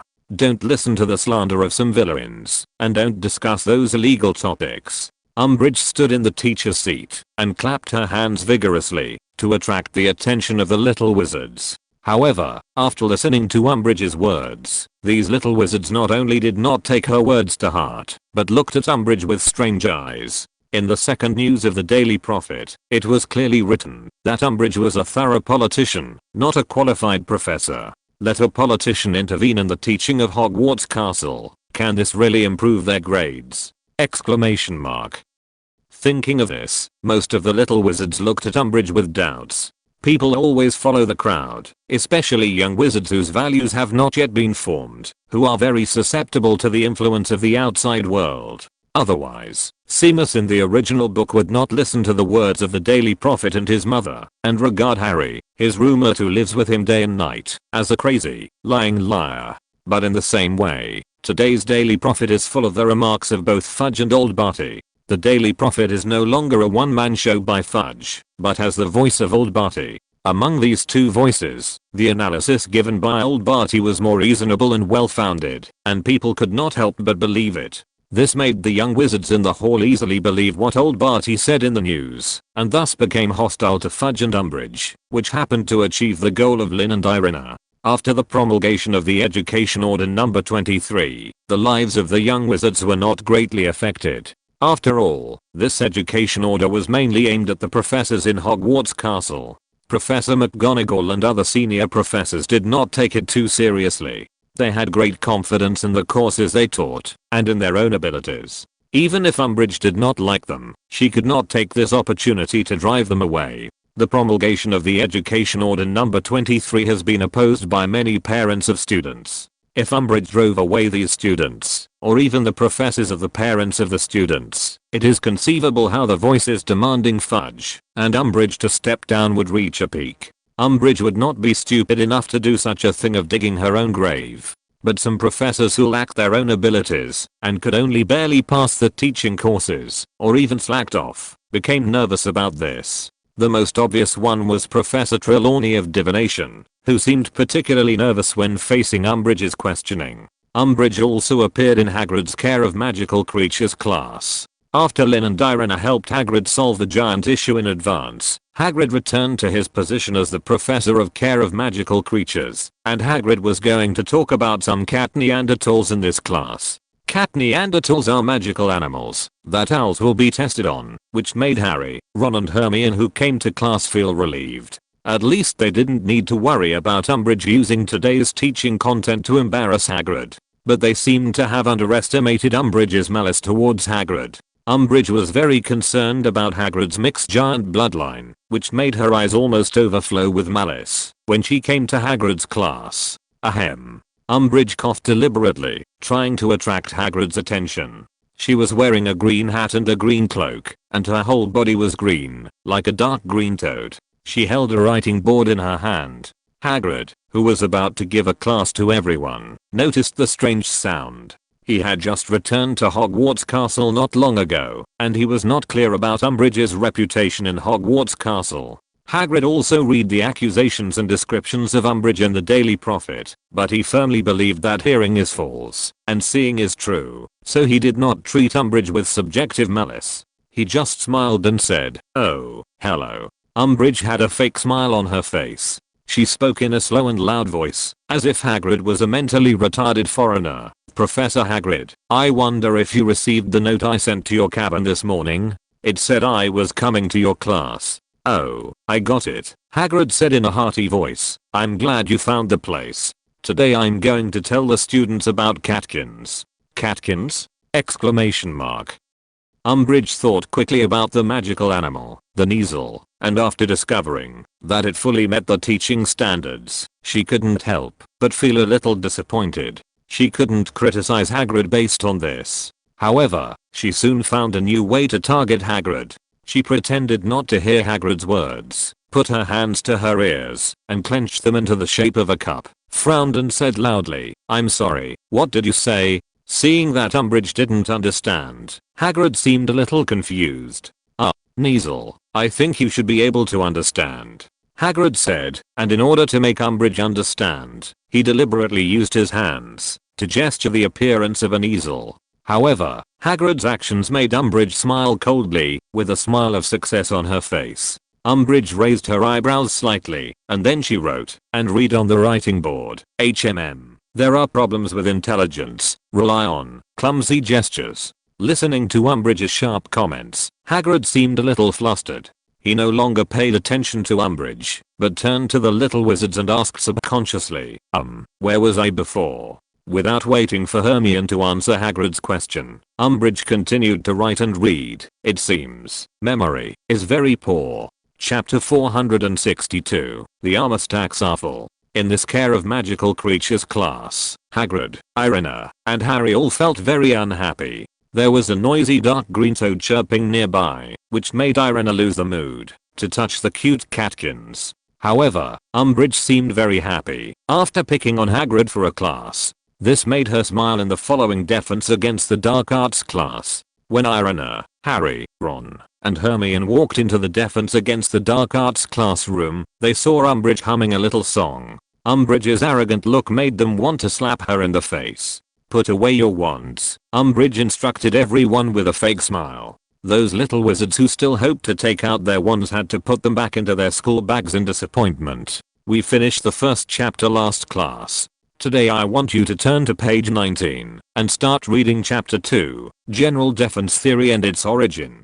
Don't talk while reading. Umbridge grinned with an ugly big mouth. She smiled smugly and sat down behind the podium. The little wizards in the classroom turned to page 19, and they sighed clearly. Suddenly, Harry, who was flipping through the textbook boredly, found that Hermione raised her hand. Umbridge also noticed Hermione's action. but she seemed to have thought of a countermeasure for what might happen. Umbridge did not pretend not to see Hermione as she did in the first class, when her memory was deleted. Instead, she stood up and walked around the front desk, stood face to face with Hermione, and then bent down and lowered her voice so that others could not hear her. "What's wrong, Miss Granger?" Umbridge asked.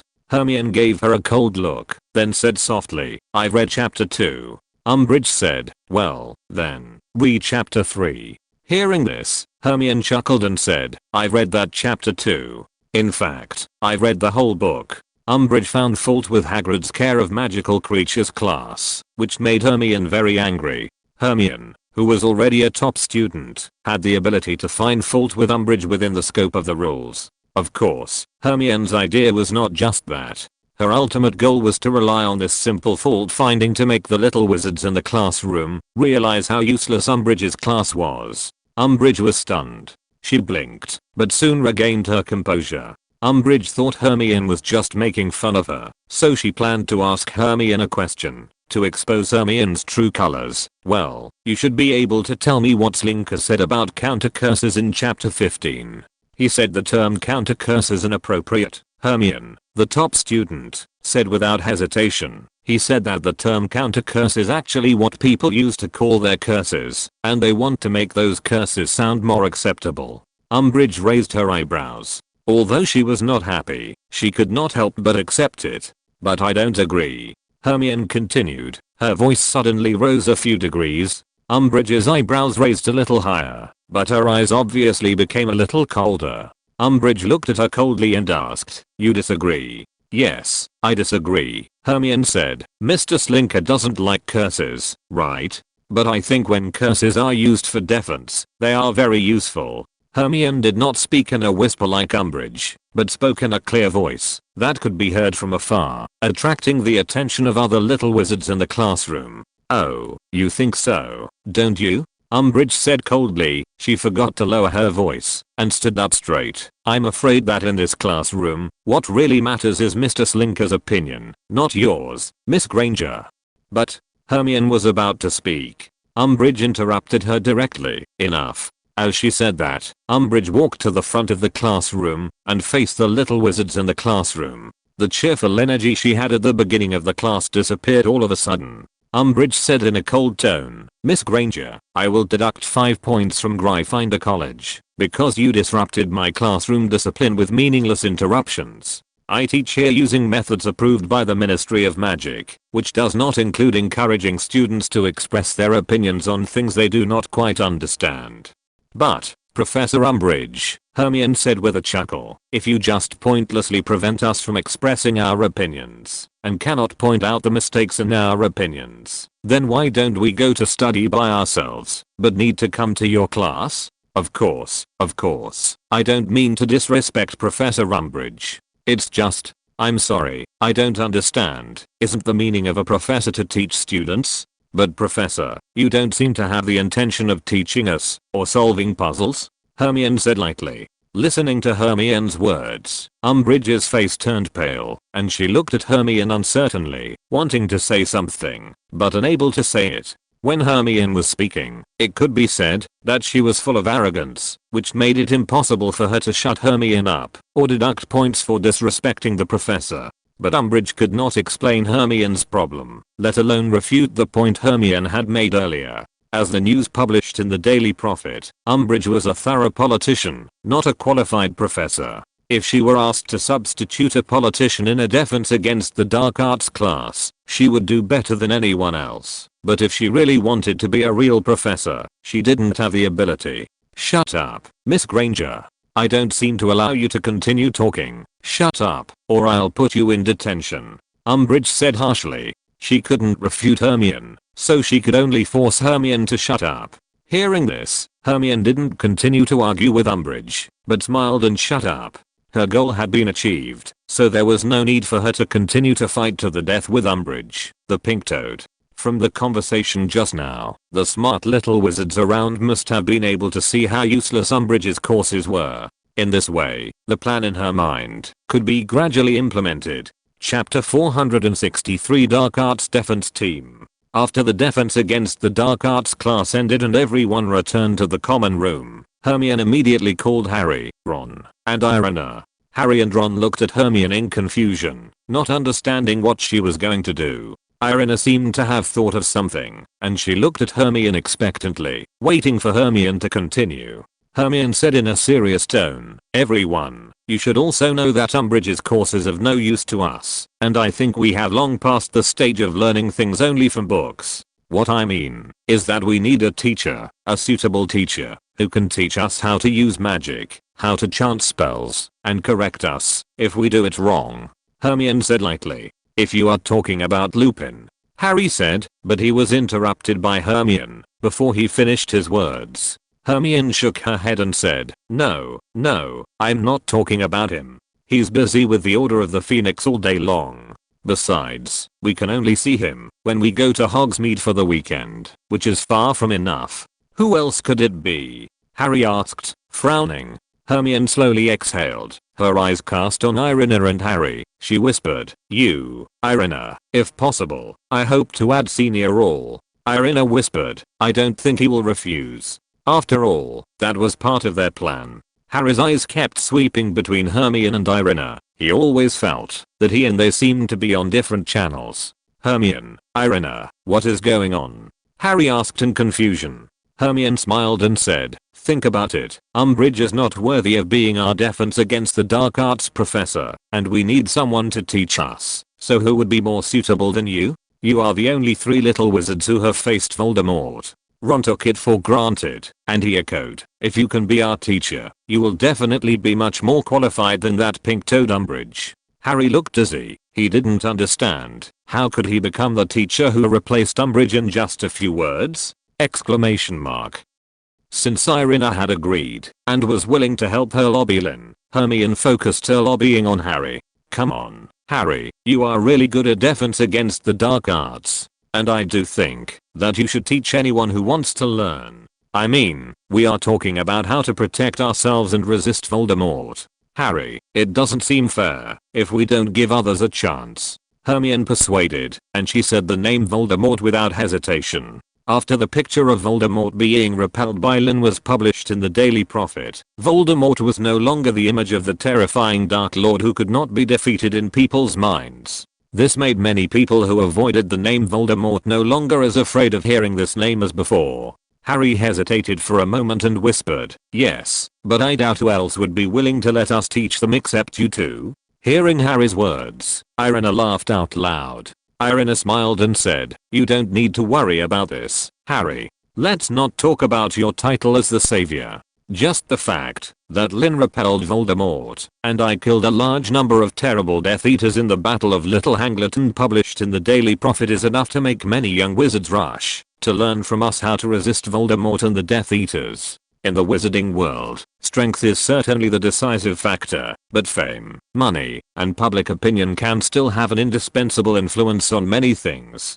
This is why Lin and Irina's plan for this school year starts with controlling public opinion. Now, Harry is no longer vilified as a monster by the Daily Prophet as in the original book, and Fudge's influence in the British wizarding world is also declining in the reports of the Daily Prophet. Even if Lin and Irina's influence in the Daily Prophet is now on par with Fudge, public opinion has long been biased towards them, which is a fact that Fudge cannot reverse in any way. Lin and Irina, who had defeated Voldemort and killed the Death Eaters, would have countless wizards vying to learn from them, not only in this small Hogwarts castle, but also in the entire British wizarding world and even in the world's wizarding world. Thinking of this, Hermione's eyes lit up as well. She was only concerned about Irina and Harry's outstanding performance in the defense against the dark arts class, but forgot that they were quite famous in the entire British wizarding world. In this way, even if there was no part in Umbridge's defense against the dark arts class, and the little wizard did not realize the uselessness of Umbridge's defense against the dark arts class, she would not have to worry that Irina and Harry's class would not be popular. "That's great. Irina, I'll ask you to lobby for Senior Row," Hermione said happily, clasping her hands together and making a gesture of asking Irina. Irina smiled slightly, winked at Hermione playfully, and said, "Don't worry." Hermione said happily, "Then I'll contact those students who are interested."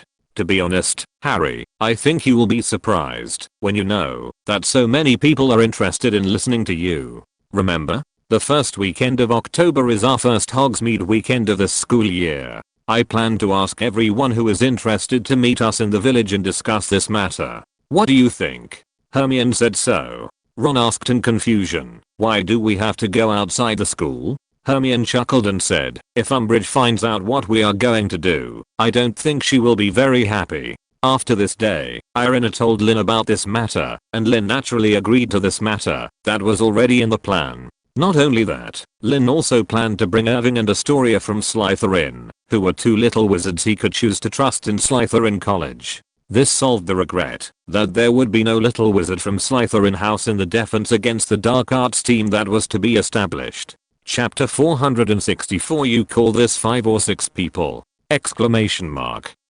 Soon it was the morning of the first Hogsmeade weekend of the school year. After breakfast, almost all the little wizards in the 3rd grade and above came to Filch and lined up in a long line, waiting to leave Hogwarts Castle. At this time, Irina, Harry, Ron and Hermione were standing outside the line, as if waiting for someone. After these days of discussion, Harry felt that his ability in defense against the dark arts was much worse than Irina's. Even most of the spells he mastered were taught to him by Irina and Hermione. So Harry decided to let himself be Irina's assistant, let Irina take the leading role, and he would follow Irina's instructions. Not long after, Irina's eyes suddenly lit up, and she waved vigorously not far away. Lin came out of the hall, followed by Irving and Astoria. Irving was fine, as he himself had mastered the equally powerful ancient magic Thunderfall. The power of the infinitely superimposed thunderbolts gave him the capital to barely contend with the Magic King level wizards, so he was not so eager to learn the dark magic defense skills from Lin and Irina. But Astoria was different. Even though she had a very high talent for spells, it was equivalent to having no talent if it was not realized through learning and practice. Therefore, when she learned that Lin and Irina were going to teach everyone the knowledge of dark magic defense and various magic skills, she was very excited. Slytherin. After seeing the college badges on Irving and Astoria's chests, Harry showed an embarrassed look. Although Lin's existence made Harry no longer reject Slytherin College as much as he did at the beginning, people's prejudices were like a mountain. If you want to climb it, you will always encounter various difficulties. What's more, it is an indisputable fact that a large part of the students in Slytherin College are not good people. Even though Harry knew that he couldn't generalize, he still subconsciously felt resistance after seeing the Slytherin College emblem, and so did Ron beside him. Seeing that Harry and Ron looked a little strange, Lin naturally understood what the two children were thinking. He smiled and said, "Don't worry, Irving and Astoria are both my friends and can be trusted." After hearing Lin's words, Harry and Ron's expressions finally eased. Irving walked to Lin's side with a smile on his face. Astoria was a little flattered. She came to Irving's side carefully, but her mouth also curled up slightly, showing a sweet smile. "Since everyone is here, let's go," Irina said softly, and she was the first to line up at the back of the long line. Seeing this, everyone hurriedly followed the order and came behind Irina. Not long after, the group left the castle smoothly and set foot on the path to Hogsmeade Village. "Where are we going?" Harry asked on the way. "The Three Broomsticks?"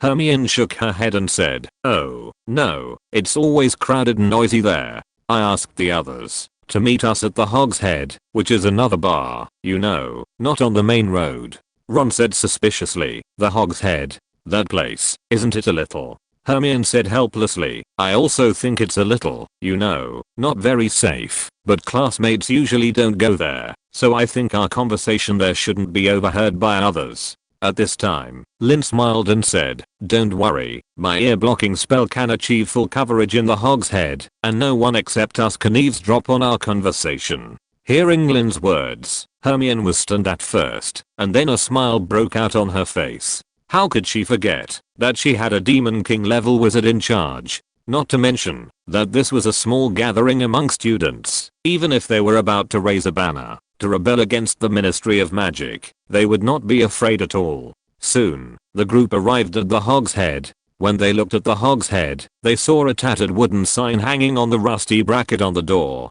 On it was a picture of a chopped boar's head, and blood had seeped through the white cloth wrapped around it. When they approached, they heard the sign creaking in the wind. Without hesitation, they pushed the door open and walked in. The inside of the hog's head was completely different from the 3 broomsticks. The big bar counter of the 3 broomsticks always made people feel bright, clean and warm, while the hog's head was just a small, dark, very dirty room, exuding a strong smell of sheep. There was thick dirt on the bay windows, and light could hardly penetrate. Some candles were lit on the rough wooden tables. The stone floor of the hog's head seemed to have accumulated dirt for centuries. It was obviously a stone floor, but it felt like compacted mud when stepped on. It seems that it is very popular for wizards in the hog's head to hide their faces. There is a wizard at the bar, his whole head wrapped in dirty grey bandages, but he can still pour one cup after another of a smoking, flaming substance through a gap in the bandage on his mouth. 2 hooded figures are sitting at a table by the window, looking like dementors. Looking around, Harry shuddered. He felt that this was not a place for good people to stay. At this time, the owner of the Hog's Head pub flashed out from a back door and came to greet everyone. After seeing Lin and Irina, his eyes flickered slightly, and he nodded to them silently. Lin and Irina also nodded gently in response. "What do you want?" He looked at Harry and others, and asked in a mutter. Hermione said, "Well, 7 bottles of butterbeer, please." He bent down and took out 7 dusty and dirty bottles from under the counter, placed them heavily on the bar, and then said, 14 sickles. Harry stepped forward and handed over a small bag of silver sickles, then took the butterbeer and sat down at a table farthest from the bar. "So, Hermione, who do you think will meet us later?" Harry asked as he unscrewed the rusty cap of the butterbeer in his hand and took a big sip. Hermione looked at her watch and looked at the door anxiously. She replied, "There are only 5 or 6 people. I asked them to come at about this time. I think they must know where they are. Look, this is probably them." As Hermione finished speaking, the door of the Hog's Head was pushed open again. Thick, dusty sunlight divided the room in two, but was blocked by a large group of people rushing in. The crowd that came in from the door was estimated to be at least 50 or 60 people. They all looked like 5th year or older wizards. Of course, there were also some 3rd year or 4th year wizards who had just been allowed to come to Hogsmeade. "Hermione, you call this 5 or 6 people?" Except for Hermione, everyone's mouth was twitching wildly. Chapter 465. Who else can we rely on? Among these 50 or 60 people, all of them were from Gryffindor, Ravenclaw and Hufflepuff, but there was not a single wizard from Slytherin. It was not Hermione's fault that she did not look for the wizards from Slytherin, because she did not dare to take the risk. If she looked for someone she shouldn't have, then it would be a small matter if the other party did not come, but if the other party reported directly to Umbridge, it would be a big deal. Therefore, among so many people, the only wizards from Slytherin were Lin, Irving and Astoria. In this black crowd, there were quite a few wizards that Lin and Irina were familiar with. For example, Neville Longbottom, Luna Lovegood, Hannah Abbott, Ginny Weasley, Fred and George, their friends Lee Jordan, the Creevy brothers, and Zanku Iu, Harry's first love in the original book. In addition, there are more than 20 little wizards with names in the original book, and the rest are little wizards who did not join them in the original book, but now they all come here because of their reputation. You call this 5 or 6 people? Harry and Ron were a little confused. Hermione said happily, "Yes, it's good. It seems that this idea is very popular. Ron, please move some more chairs over." At this time, the owner of the Hog's Head Inn, Aberforth Dumbledore, the only second Dumbledore in the world, seemed to be stunned when he saw this scene. His bar probably has never had so many people. "Hey." Fred rushed to the bar first. He pointed at the people in the bar and said happily, "Excuse me, can you give us 58 bottles of butterbeer?" Aberforth stared at Fred for a moment, then took out bottles of grey butterbeer from under the bar with a sour face, as if he was doing business with him, and he was at a disadvantage. "Thank you, everyone. Please pay a little. I don't have the money to buy so many beers," Fred said as he passed the butterbeer to everyone. Harry and Ron were still confused as they watched the group of people chattering as they took the butterbeer from Fred, and then fumbled for coins in their wizard robes. Fortunately, while Harry was still confused, Lin came out. Everyone, I think you should have heard about what we are going to do before you came here. Lin walked up, waved his wand gently, and used the silent ear blocking spell to cover the entire Hogshead pub so that no one, except the young wizards and Aberforth present, could hear their conversation. Seeing that Lin had spoken, the young wizards immediately stopped making noise and turned their eyes to Lin. I think that any one of you who has attended Umbridge's Defense Against the Dark Arts class should know that those useless things are not called Defense Against the Dark Arts at all. Perhaps you don't know the inside story of why Umbridge came to Hogwarts Castle to teach, but you should all understand that a politician, a thorough politician who claims to be doing good for you, can never really teach you well. What does Umbridge want to do? Or, what does Fudge want to do? They are just for their own selfish desires. They are suspicious of Hogwarts School of Witchcraft and Wizardry, suspicious that Dumbledore will use you as his reserves, and suspicious that you will take up wands and fight against the Ministry of Magic in the future. They want to teach you to be useless, so that any Death Eater who comes to your house can kill your whole family with a wand. They want to threaten your lives, threaten your families, and threaten the peace and security of the British wizarding world. So, what should we do? Adhering to the mentality that the king wants the minister to die, the minister has to die, and offering the lives of ourselves and our families to those stupid politicians in vain? No, we must have our own strength. If not for anything else, at least we must be able to protect ourselves and our families.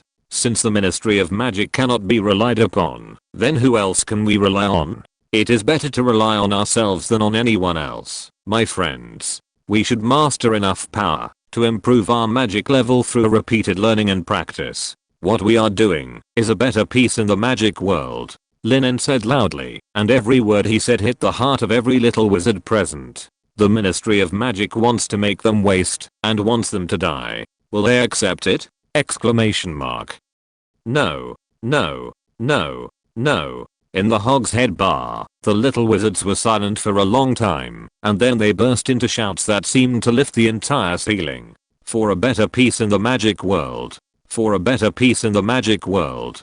For a better peace in the magic world. Everyone shouted in unison, their fiery eyes locked on Lin En. They longed for a stronger power, longed for the power to protect themselves and their families. At this time, Irina smiled at Lin En, and she came to his side. Everyone, if you are willing, we plan to teach you some formal defense against the dark arts, so that you can get formal training and improve your magic level. Apart from anything else, I'm sure that each of you can master the skills to save your life under the hands of a Death Eater. Irina said softly. It is not realistic to let everyone present have the same magic level as the Death Eaters, but it is not a big problem to save your life under the hands of the Death Eaters. As long as they can master and release the Iron Armor charm more smoothly and learn some offensive magic such as the Disarming charm and the Stunning charm, they may not be able to defeat the Death Eaters, but it is more than enough to save their lives. At this time, a girl with a long braid behind her head looked at Irina and asked hopefully, Miss Lowell, I heard that Harry Potter has been able to conjure a physical patronus under your teaching.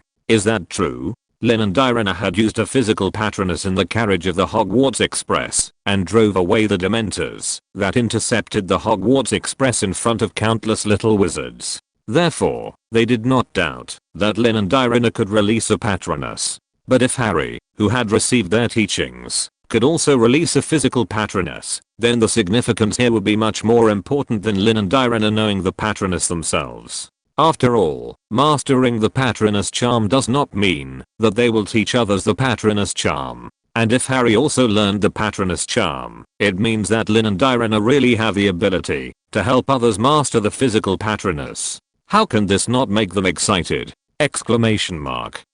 If you're listening to this novel on a channel other than Fanfic World, it means they downloaded and uploaded it without effort. We cordially invite you to visit our channel, Mundo Fanfic Novelos. There you'll find the original version of this story and you can explore many other novels of various genres. We're waiting for you to immerse yourself in a world of incredible novels. Chapter 466 Magic Contract, Severe Punishment. Harry recognized the girl. Her name was Susan Bones. She was a young wizard from the same class as Harry and from Hufflepuff House. He smiled slightly and did not answer. Instead, He gave her an actual answer. Expecto Patronus. A silvery white light lit up at the tip of Harry's wand, and a large amount of silvery white mist spewed out, interweaving into a stag patronus. The stag stood affectionately beside Harry. It really is a physical patronus, Susan Bones said in surprise, and the hope in her eyes became stronger. Seeing this, Irina smiled and said, "In the next gathering,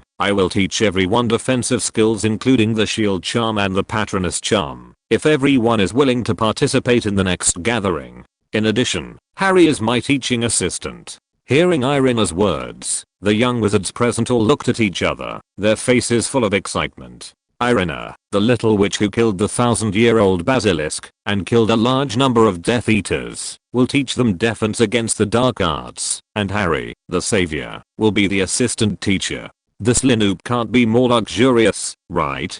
Exclamation mark. At this time, Lin also whispered, "And I will teach you all kinds of offensive magic, including the stunning spell, the crushing spell, the cutting spell and the upside down bell spell, to ensure that you will not be helpless when facing real enemies. In addition, Irving is my assistant teacher."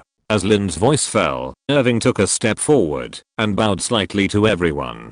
Seeing this, everyone applauded. Lin said lightly, "We plan to hold a gathering every week." Irina glanced at Angelina, the captain of the Gryffindor Quidditch team, and whispered, "Of course, when we choose the time, we will also avoid the Quidditch training time." Lin took out an exquisite feather pen from his pocket and showed it to every little wizard in the Hogshead bar. Then, Lin En introduced, "This is a special feather pen I made. I can use it to contact you, including letting the feather pen show the specific time and place of the next gathering." As Lin En's voice fell, the font of the feather pen body, that was originally engraved with the logo of Made by the Roll family changed, and it turned into the words October 9th, Library. Of course, this is not the time and place of the next gathering, it's just a simple demonstration. I will give each partner who intends to join us a special feather pen like this later, Lin En said lightly. Irina said, "Then, partners who are interested in joining us, please raise your right hand." As Irina's voice fell, all the little wizards in the Hogshead bar raised their right hands, without exception. Seeing this scene, Hermione searched in her bag for a while, and took out parchment and a new feather pen. She seemed a little hesitant, as if she was forcing herself to say it out loud. I want everyone to write down their names, so that we know who is here today. I also think that we should unanimously agree not to publicize what we are going to do. So once you sign, you agree not to tell Umbridge or anyone else about us," Hermione said in a deep voice. Hearing that they had to sign their names on this parchment, many young wizards looked a little strange. Ernie blurted out, Well, you know, Hermione, we are prefects. If the list is discovered by others, well, I mean, you said it yourself, if Umbridge finds it." Hearing this, Hermione said angrily, "Ernie, do you really think I will throw this list around?" Just as Hermione and Ernie were arguing, Lin came over. He glanced at the list in Hermione's hand, and he understood it all at once. Lin gently took the parchment from Hermione, and in Hermione's incredulous eyes, he gently tore it into two pieces. "We shouldn't hide it from our partners, right?" Lin said softly, but there was a smile on the corner of his mouth. Lin turned around and faced the little wizards. He took out another roll of parchment from his pocket. But unlike Hermione's blank parchment, the parchment in Lin's hand was densely written with golden words. "This is a magic contract," Lin said calmly. "It can ensure that there will be no traitors among us. In other words, anyone who signs this magic contract cannot tell Umbridge or anyone else about today's or future gatherings. Otherwise, anyone who violates the content of this magic contract will be severely punished. Every rule in the magic contract is clearly, openly and transparently written on this parchment. You can choose to sign or not after reading the above content. You don't need to worry about me doing something bad with your name. I swear on the reputation of a demon level wizard that this contract is only used to prevent the emergence of traitors. As long as you are still our partners and stand in the same camp with us, then this magic contract will not bring any trouble to everyone," Lin said seriously. He spread the magic contract flat on the table for everyone to see. Seeing this scene, Hermione's face flashed with shame. She understood that her fault was not in hiding the contract magic in the blank parchment, but in not confessing it to everyone, but choosing to hide it from everyone. Yes, since everyone is a future partner, why should we hide these things from everyone? Exclamation mark. Hearing Lin En's words, many young wizards hesitated, and they gathered around and read the contents of this magic contract. As Lin En said, judging from the contents of this magic contract, as long as they don't become so-called traitors and don't tell Umbridge or others, then this magic contract will not cause any trouble to everyone. The only thing that puzzled everyone was that the penalty for breach of contract was not clearly written in this magic contract, and the part that should have been the penalty for breach of contract was replaced by an alchemical array that kept rotating on the parchment. The Weir Light Winds were the only ones among these young wizards who recognized this alchemical array, but they didn't know what the alchemical array was for. However, since they had no intention of betraying, they naturally didn't need to worry that this alchemical array would be disadvantageous to them. So Fred and George stepped forward decisively and wrote their names at the bottom of the magic contract with the brand new quill. Chapter 467, An Experience Worse Than Death. Although the other young wizards were hesitant, they also came forward one after another and signed their names on the magic contract. With the personal guarantee of Lin En, a demon level wizard, they were not worried that Lin En would use this magic contract to harm them. After all, they were just underage wizards. How could a demon level wizard go to such great lengths to plot against them? Exclamation mark. However, not all the young wizards signed their names with complete trust. There were also 2 young wizards from Ravenclaw College who chose to refuse, after hesitating for a long time. I don't want to sign my own name here. If I want to join you, I must sign, so I'm afraid I can only give up, a boy from Ravenclaw College said. Another boy from Ravenclaw College seemed to come with him. He also shook his head and said, I think I'm afraid I have to give up. LUOR, if we don't join, can we still leave here? The boy said so, looking at Lin En with some fear. He was worried that Lin En would force him to sign the magic contract, but if Lin En really did so, then he would not have the chance to resist Lin En, a Demon King level wizard. However, Lin En did not mean to embarrass the 2 boys from Ravenclaw College. He nodded slightly to them and said with a smile, of course, this is your freedom, please. With that, Lin En gave way to leave the Hog's Head pub. The more than 50 young wizards around saw that the 2 did not intend to join, and they all looked at them with suspicion.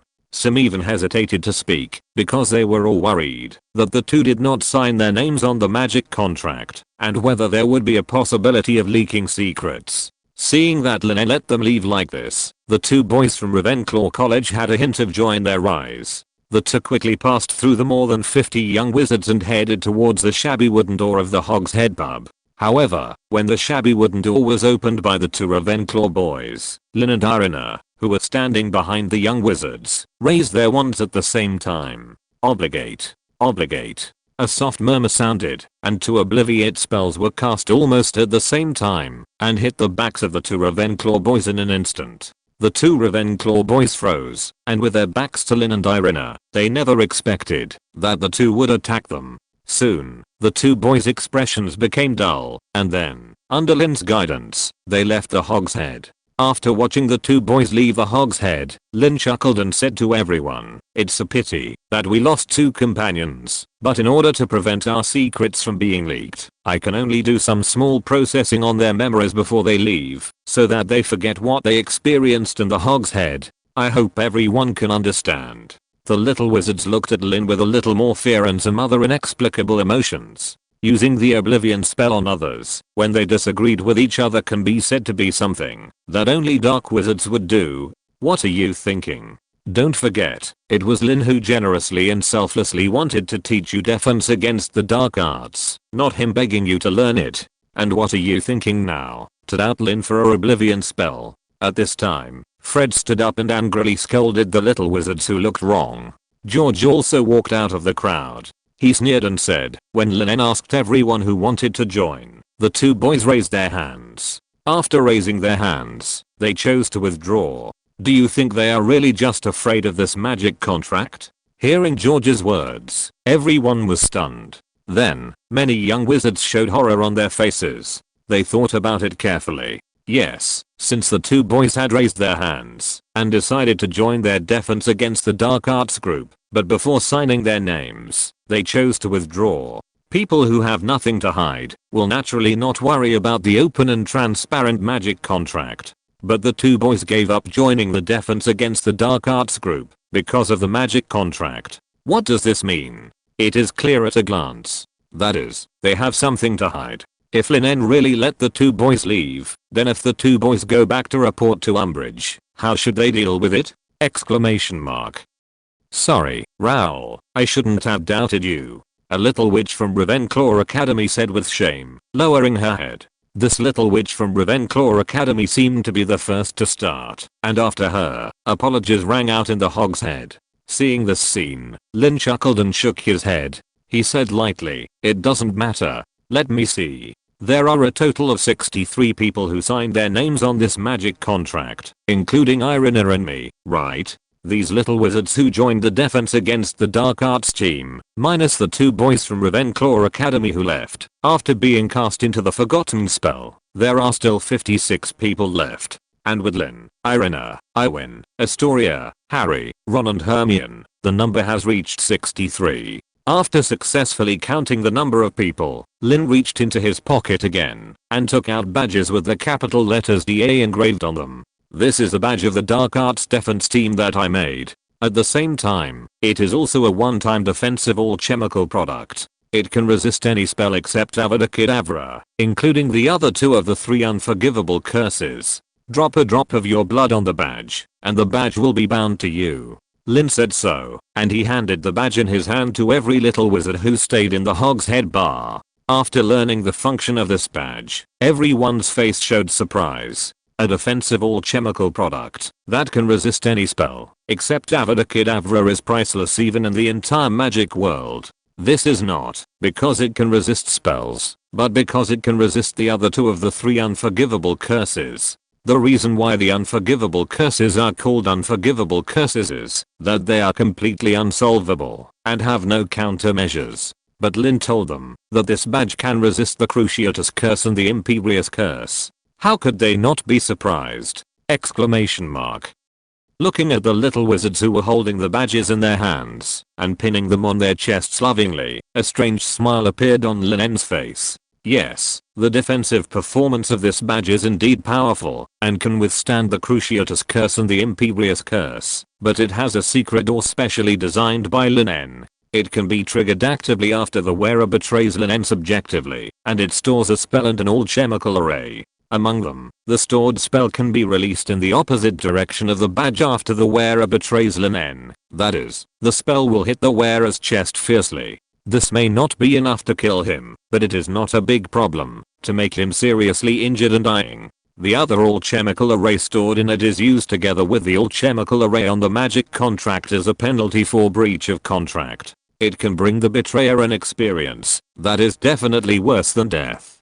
Chapter 468. Aberforth's defense is broken, and the wooden man has awakened. After all the little wizards had put on their badges, Irina also took out a few badge-shaped gadgets from her pocket. Looking at the puzzled eyes of the little wizards, Irina smiled and explained, "This is different from Lin's badge. They are the anywhere door keys I made. Here, let me explain the concept of anywhere door keys to you. You only need to inject magic power into the anywhere door keys, and then think about the scene or coordinates of the place you want to go in your mind, and you will be teleported to the designated destination. These anywhere door keys are the same as Lin's badges. They are also for your life saving. So, I hope you don't use them indiscriminately, so as not to waste the chance to save your life. If you use the anywhere door key recklessly, don't expect to get a new one from me. Only when you encounter Death Eaters or other fatal crises is it time for you to use it." Irina said so, and distributed the badge-shaped anywhere door keys in her hand.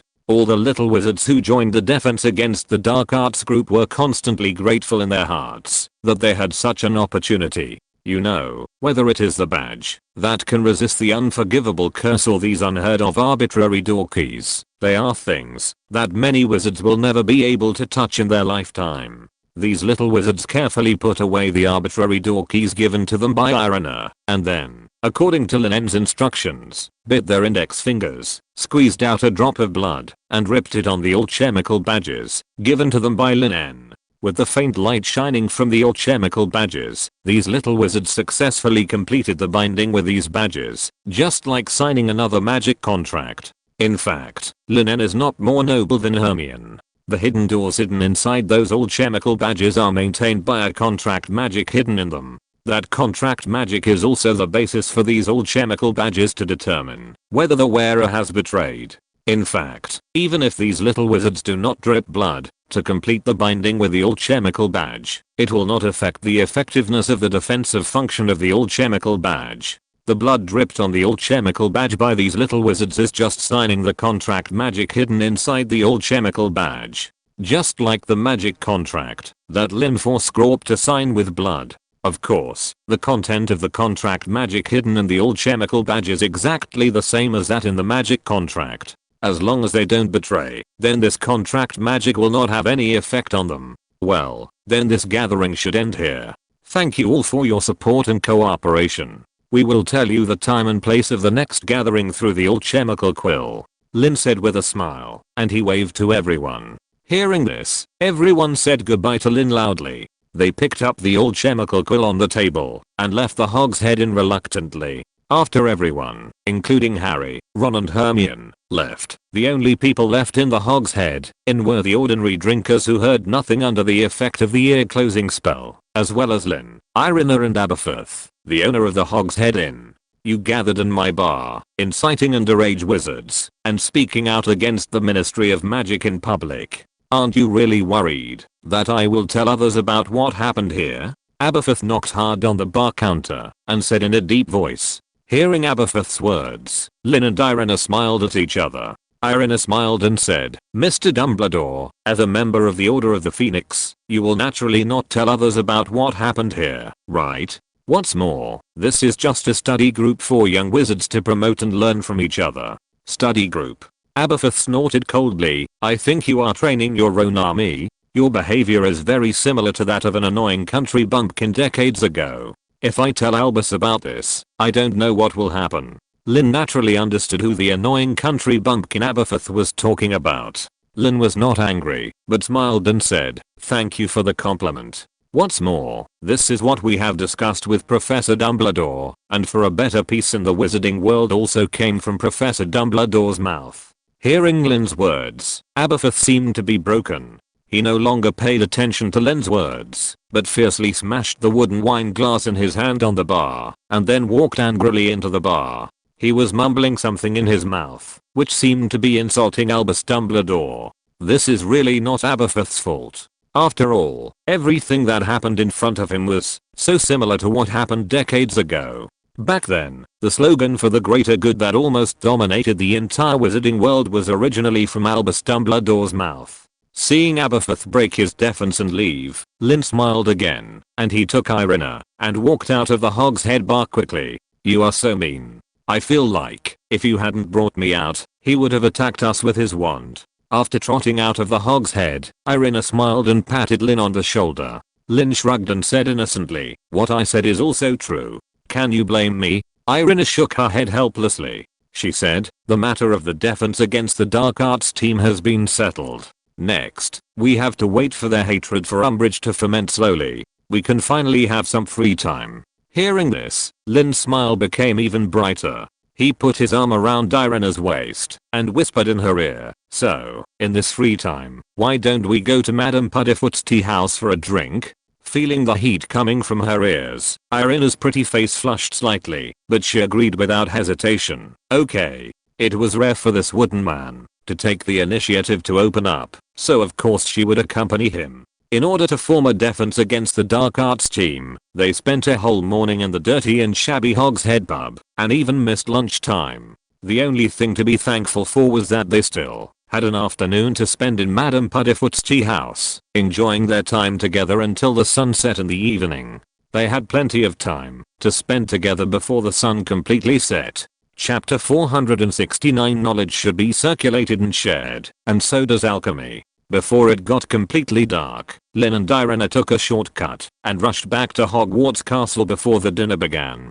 What happened in the Hogshead Bar and Madame Puddifoot's tea house that day was undoubtedly smooth and worth celebrating, but things don't always go smoothly. On Sunday morning, a new notice was posted on the notice board in the common rooms of the 4 colleges. Hogwarts High Inquisitors order all student organizations, associations, teams, or clubs are hereby dissolved. Organizations, associations, teams, and clubs are defined as regular gatherings of 3 or more students. Requests for reorganization may be made to the High Inquisitor, Professor Umbridge. No student organization, association, team, or club may exist without the approval of the High Inquisitor.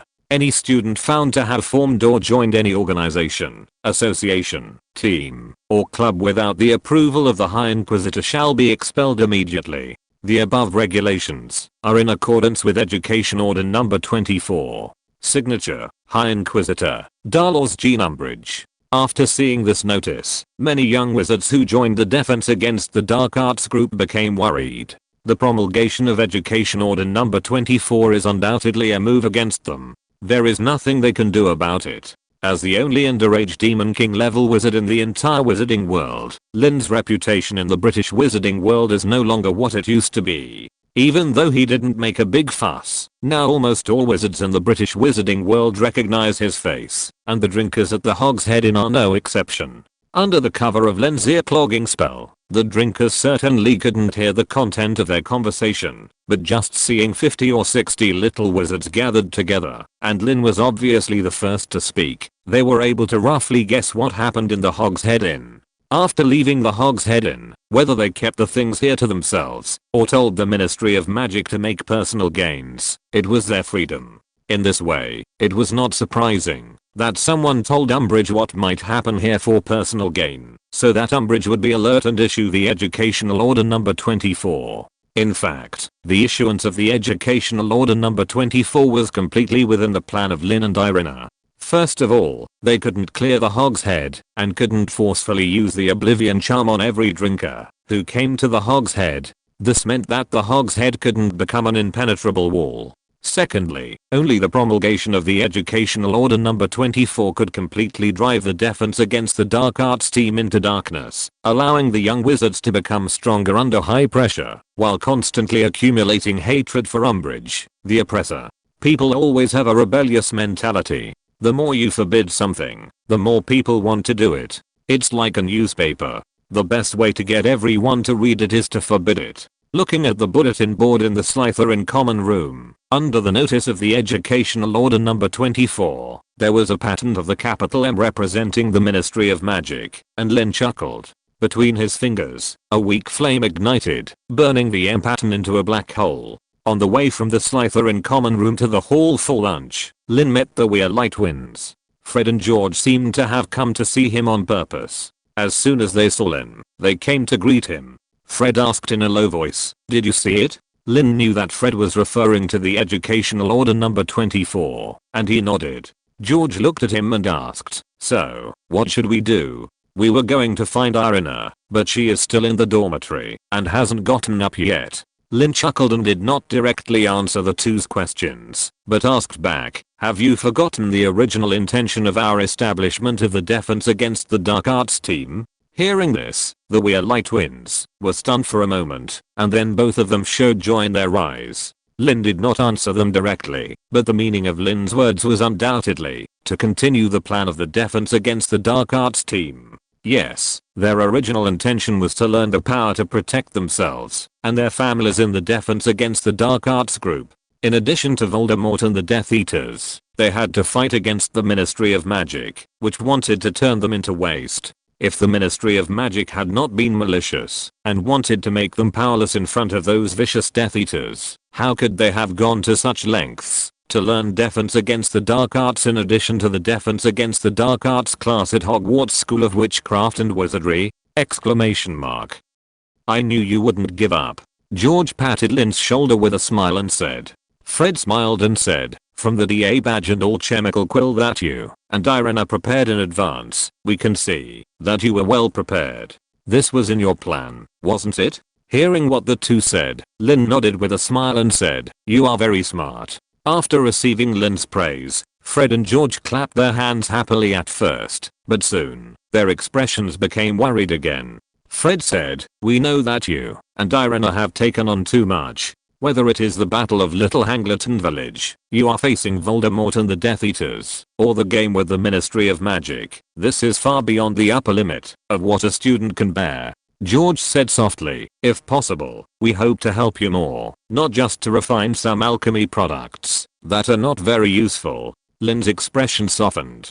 Fred and George were his first friends in this world, and they were also the first people who let him know about alchemy. If it weren't for Fred and George, he wouldn't care about alchemy, a branch that was less mentioned in the original book, nor would he know that behind Wallace and Green's defense against the dark arts class, there is also a famous French alchemist, and he would not have become Wallace and Green's disciple and learned such exquisite alchemy knowledge. "I understand," Lin En said in a light tone. "In addition to being used to make various equipment, alchemy can also be directly used in combat like magic.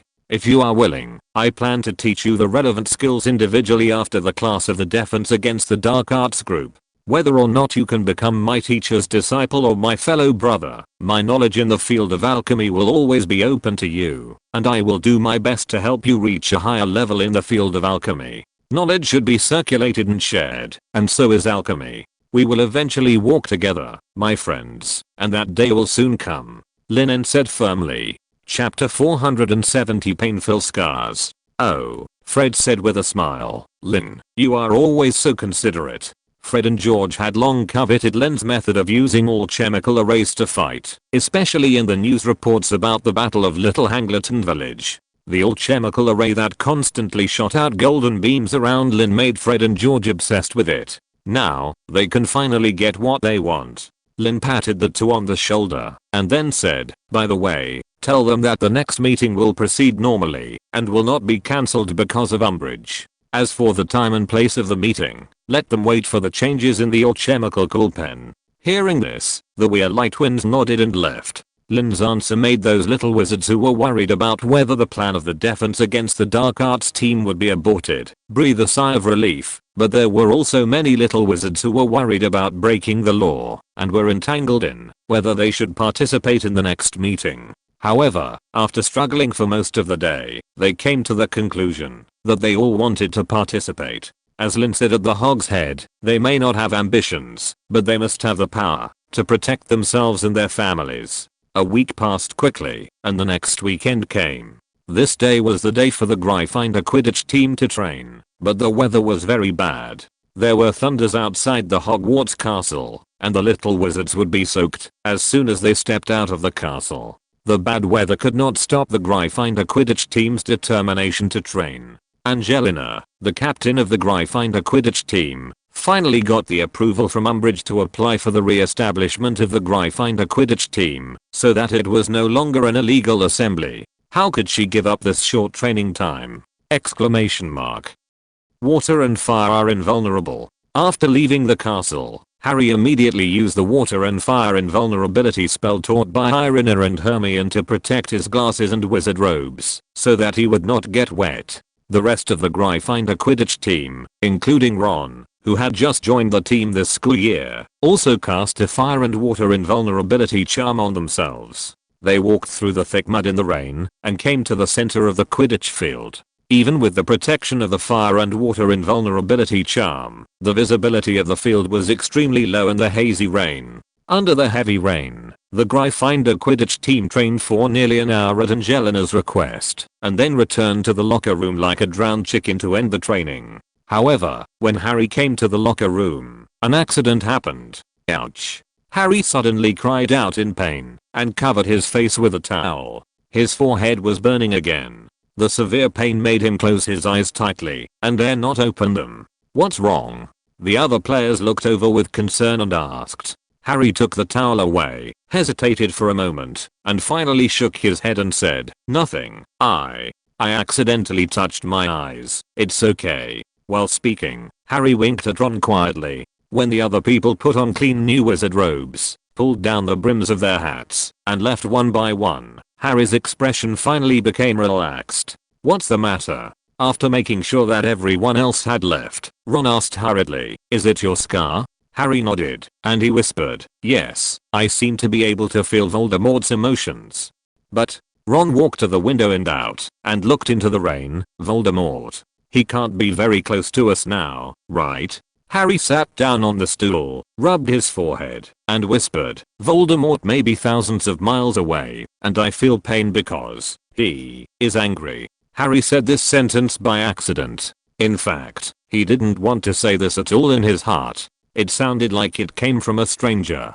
But Harry soon realized that this was the truth of the matter. Even though Harry himself didn't know where this feeling came from, he could clearly sense that Voldemort, no matter where he was or what he was doing, must be angry. Ron's expression became serious, and he said, "Harry, I don't know what happened to you, but we might as well seek help from someone who knows. This is very important. Harry, should we find Professor Dumbledore or Irina?"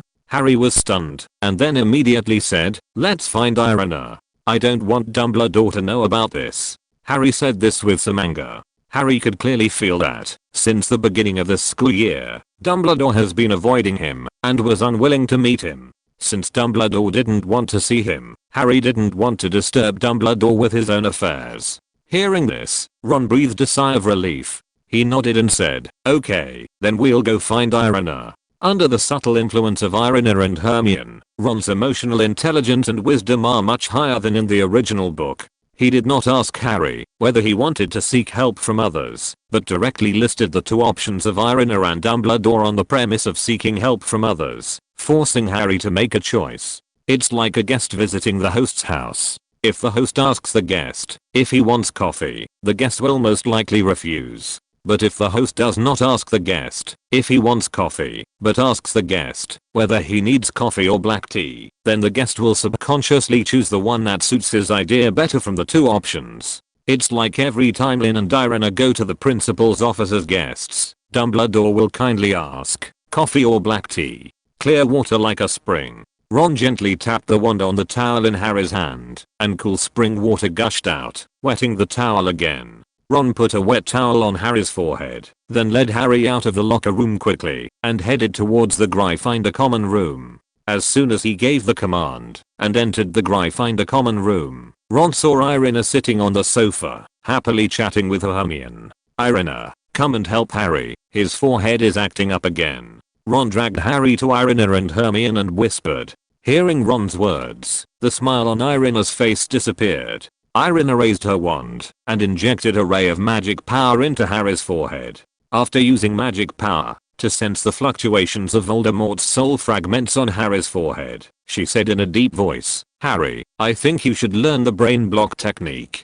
Chapter 471 Tell It All. After learning the knowledge of soul alchemy, Lin En also had a certain attainment in soul magic, and he naturally shared it with Irina without hesitation. Therefore, even if Irina did not know real soul magic, she could still feel the strength of the fluctuation of the soul fragment by relying on her own magic perception. Judging from the strength of the fluctuation of Voldemort's soul fragment on Harry's scar, this soul fragment seemed to be more active, and the cause of this activity was the resurrection of Voldemort himself. This means that, even if the self-consciousness of this soul fragment will not awaken, it will connect with the original body after Voldemort's power grows to a certain extent, and even directly control the actions of this soul fragment. When this soul fragment is completely controlled by Voldemort, and its power is strong enough, Voldemort can even indirectly manipulate Harry's emotions and actions through this soul fragment. Irina did not mean to hide this information from her companions. She told all these things to Harry, Ron and Hermione in a serious tone. Of course, in order to prevent their conversation from being overheard by others, Irina used the mute charm to protect the area where they were before she spoke. After the Ministry of Magic temporarily infiltrated Hogwarts Castle and the situation in the British wizarding world was no longer as stable as it once was, the mute charm had become one of the magics that Lin and Irina used most frequently. This Voldemort left a soul fragment in my scar? Irina, should we really know about this? Harry first screamed in horror, and then looked at Irina in disbelief. Harry understood that Irina still had many secrets that she had not told him. It was not that she deliberately concealed them, but that it was definitely more beneficial for him not to know those secrets. It was like knowing that there was a soul fragment of Voldemort in his head. This would not only not allow Harry to solve the problem, but would also likely cause Harry to fall into panic and madness. This was also the reason why Irina only called it a soul fragment and did not directly tell Harry that he was Voldemort's last Horcrux. It is not difficult to remove soul fragments from a person or an object. The difficult part is to destroy a Horcrux while ensuring that the person who serves as a container is intact. Therefore, Harry was able to remain calm when there was still hope. "You are my partners," Irina said softly. "I will not hide anything that I can tell you." Since the beginning of this school year, Dumbledore has been deliberately avoiding Harry and hiding the truth from him because Dumbledore is worried that Voldemort will spy on everything that happened in Hogwarts Castle through the soul fragment in Harry's head. But for now, Irina has no such concerns. She is a prophet and naturally knows that with the degree of connection between the soul fragment and Voldemort himself, at most Harry and Voldemort can sense each other's emotions, but it is not enough for Voldemort to reversely control Harry and spy on the information of Hogwarts Castle. Unfortunately, she did not have a suitable reason to tell Dumbledore this information, so she had to let Harry suffer for a while. "So, what is brain occlumency?" Harry asked. Irina explained. "Occlumency allows you to seal off your brain so that others cannot spy on it. As I said just now, Voldemort left a fragment of his soul on your scar. Before Voldemort himself completely connects with this soul fragment, it's fine. You can only simply spy on each other's emotions, like we did today. But when Voldemort connects with this soul fragment, things will become troublesome. Voldemort will be able to use this soul fragment to influence and even control your emotions, making you irritable and moody, and even directly control your behavior, making you cast a killing curse on your comrades in battle. And occlumency is a magic that can completely cut off your connection with this soul fragment, making it useless, even if Voldemort connects to this soul fragment," Irina said. She did not tell Harry that he could also occasionally spy on what happened to Voldemort through the soul fragments, but only repeatedly emphasized the dangers of soul fragments and the importance of learning the brain block. She was also aware of the information Harry could get through the soul fragments, which meant that she no longer needed to use Harry to get that information. In this way, the soul fragments that gradually became active were completely harmful to Harry. As expected, under Irina's emphasis, Harry's expression became solemn. He asked, "So, who should I learn the brain block technique from?" "Irina, can I learn from you?" Irina shook her head and said helplessly, "No, in fact, I'm still in the process of learning the brain block technique myself. I'm willing to ask Professor Dumbledore for you, Harry.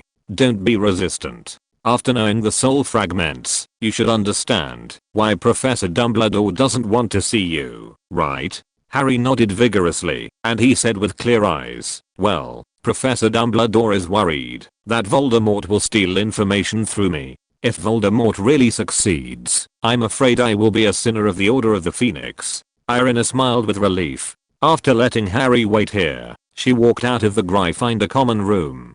Although Lin shared the method of practicing the brain block technique with her a year ago, she was a little negligent in practicing the brain block technique. Indeed, she has been able to completely blank her mind, not letting others spy on her thoughts, and ignoring the guiding effect of legilimency that makes her recall things actively, meeting the requirements of a qualified brain occlumency practitioner. But in Irina's view, if she cannot form false memories in her brain that are enough to deceive legilimency, she cannot be considered to have learned brain occlumency. This is also the reason why Irina thinks she is not capable of teaching Harry. After calling Lin, Irina went to the principal's office with Lin. "Professor Dumbledore, I found that the soul fragments in Harry's head seem to be more active, and Harry also seems to be able to sense Voldemort's emotions." After seeing Dumbledore, Irina immediately told him everything she knew. Chapter 472 First Gathering. After learning that the soul fragments in Harry's mind showed signs of activity, and that Harry was likely to be dominated by Voldemort, Dumbledore frowned deeply. Looking at Dumbledore, who was thinking, Irina whispered, "I think we should teach Harry the art of brain blockage. That is the only way to block the connection between Harry and Voldemort." Hearing this, Dumbledore nodded in agreement and said in a deep voice, "I will let Severus teach Harry the art of brain blockage." In the entire Hogwarts castle, There are only 3 wizards who can be called masters of brain blockage. One is Dumbledore, the second is Professor Snape, and the third is Lin, who has only been learning brain blockage for more than a year. But Dumbledore was worried that Voldemort would spy on him through Harry, so he wanted to avoid meeting Harry as much as possible, and he didn't know Lin's specific attainments in the field of brain blockage. Therefore, in Dumbledore's eyes, the only person who could teach Harry here was probably Professor Snape. Professor Dumbledore, I think Professor Snape may not be suitable to teach Harry. Lin, who had been silent before, suddenly spoke. Oh. Dumbledore raised his head and looked at Lin. What do you think? Lin spread his hands and said, Professor Dumbledore, you also know how serious Harry's resistance to Professor Snape is. Under such a psychological state, Harry's learning efficiency in learning occlumency will definitely not be very high. But the urgency of Harry learning occlumency is not more urgent than that of potions, which he can spend 5 years leisurely studying. He must master occlumency in a short period of time, which also means that he must study with extremely high efficiency. Lin said so. Dumbledore was a little distressed. He knew that what Lin said was right, but he could not arrange a better teacher for Harry. Yes, I can teach Harry, but I'm afraid. Lin interrupted Dumbledore's words, and he said earnestly, I know you are afraid of Voldemort's soul fragments, but in fact, in addition to you and Professor Snape, I can also teach Harry. I learned Brain Block more than a year ago, and after I was promoted to a Magic King level wizard, I was able to weave false memories in the field of Brain Block.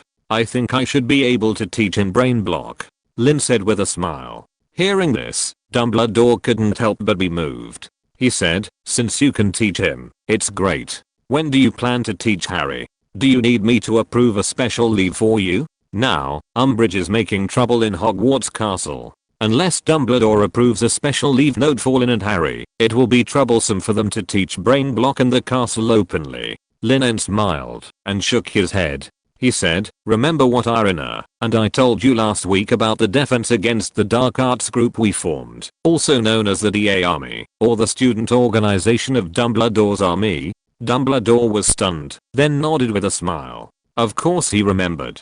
Not to mention that Lin En and Irina came to him to report on it last Saturday night. On Sunday morning, his brother Aberforth came to him and scolded him for it. Lin said, in fact, we plan to hold the first DA Army rally tomorrow, and we plan to set the rally location in the Room of Requirement. It is the safest place and the least likely to be discovered by Umbridge. After the rally, I will keep Harry and teach him the Brain Block technique alone. On the side, Irina asked worriedly, will you arrange teaching after the rally? But after they all leave, if the door of the Room of Requirement is still there, it may attract other people's attention.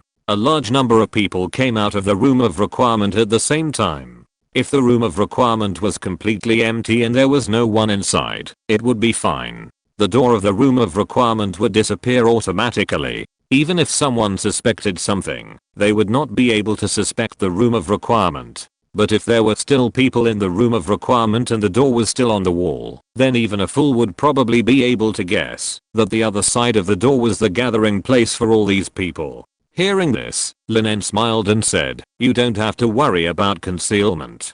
Don't forget that we can use magic. I'm afraid only Professor Dumbledore can see some clues about my confusion charm. Although the essence of the Room of Requirement is similar to the small world inside Irina's suitcase, it is a combination of alchemy and magic, and it cannot be confused by itself. But Lin En can cast the confusion charm on the entire corridor on the 8th floor, to prevent the Room of Requirement from being exposed in a full coverage manner. Before and during the DA Army's rally, Lin En gave up using the confusion charm to cover this area in order to prevent his own people from finding the door. But after the rally was over and those people left, he could naturally do whatever he wanted. Okay, Irina said with a smile. Then Harry's brain blockage will be handed over to you. Lin En nodded slightly and agreed. He originally planned to keep the Weir Light Winds after the rally, to teach them the application of alchemy in actual combat. One more Harry, one more occlumency, that's just incidental, it won't affect anything.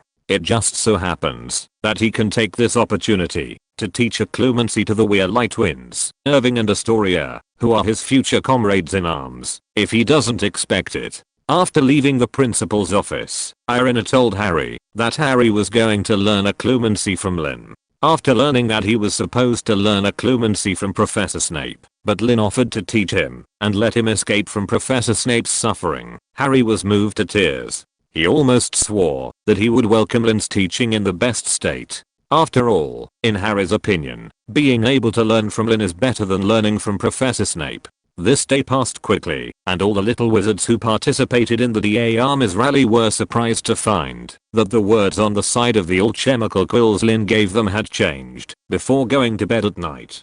Tomorrow evening at 8 o'clock, on the 8th floor of Hogwarts Castle, opposite the tapestry, where the troll beats Barnabas with a stick. The line of words was very long, which made the font of the text appearing on the side of the quill pen very small, densely covering the pen holder of the alchemical quill pen. If you're listening to this novel on a channel other than Fanfic World, it means they downloaded and uploaded it without effort. We cordially invite you to visit our channel, Mundo Fanfic Novelos. There you'll find the original version of this story and you can explore many other novels of various genres. We're waiting for you to immerse yourself in a world of incredible novels. Chapter 473 Tactical Retreat. The next day, all the young wizards who joined the Defense Against the Dark Arts group had no intention of playing in the castle or going to Hogsmeade Village. They were full of expectations and waited for the arrival of 8 o'clock in the evening. That would be their first time to learn Defense Against the Dark Arts from Lin and Irina, two wizards with powerful magical powers. Those young wizards in grade 6 and above were fine. They already had some magic that could be used for self-defense and had been taught by Professor Green and Professor Lupin to qualified Defense Against the Dark Arts professors. But those young wizards in grade 5 and below had full expectations for this gathering, although they also had Professor Lupin, a qualified professor. But when Professor Lupin taught them Defense Against the Dark Arts, they were still very young, which meant that they had not had time to learn those advanced magical knowledge, but only learned some useful introductory knowledge of Defense Against the Dark Arts. Therefore, in terms of practical ability, these young wizards of different grades can be said to have a gap. The time came to 7:30 in the evening. After enjoying the dinner, Lin and Irina came to the tapestry on the 8th floor, where the troll beat Barnabas with a club. Lin brought Iwin and Astoria, while Irina brought Harry, Ron, and Hermione. Is there really a place to practice magic here? Harry looked at the empty corridor in confusion and asked. His doubts were also the doubts of Ron, Hermione and Astoria, and they all looked at Lin and Irina. Lin and Irina looked at each other, and finally Irina came over and introduced the room of requirement and the method to summon it. While Irina patiently introduced it, Lin walked back and forth 3 times across the tapestry, muttering in his heart, I need a place to practice magic, a place where I won't be discovered. When Lin turned around for the 3rd time, a door that looked very smooth appeared on the originally empty wall, and there was a copper handle on the door. This is it, let's go in first. Lin called out to everyone. Lin walked up, opened the door, and walked in first, while the others followed closely behind. The room of requirement at this time was a spacious room with torches lit inside, just like the underground classroom of Hogwarts Castle. There was a row of wooden bookshelves along the wall of the room. There were no chairs on the floor, but there were large satin cushions. On the shelf at the other end of the room were various instruments such as peepscopes and secret detectors. These instruments were all alchemical creations, but they did not have much technical content. Lin, Irina, and Irving, who came to the room of requirement to practice every now and then, were fine.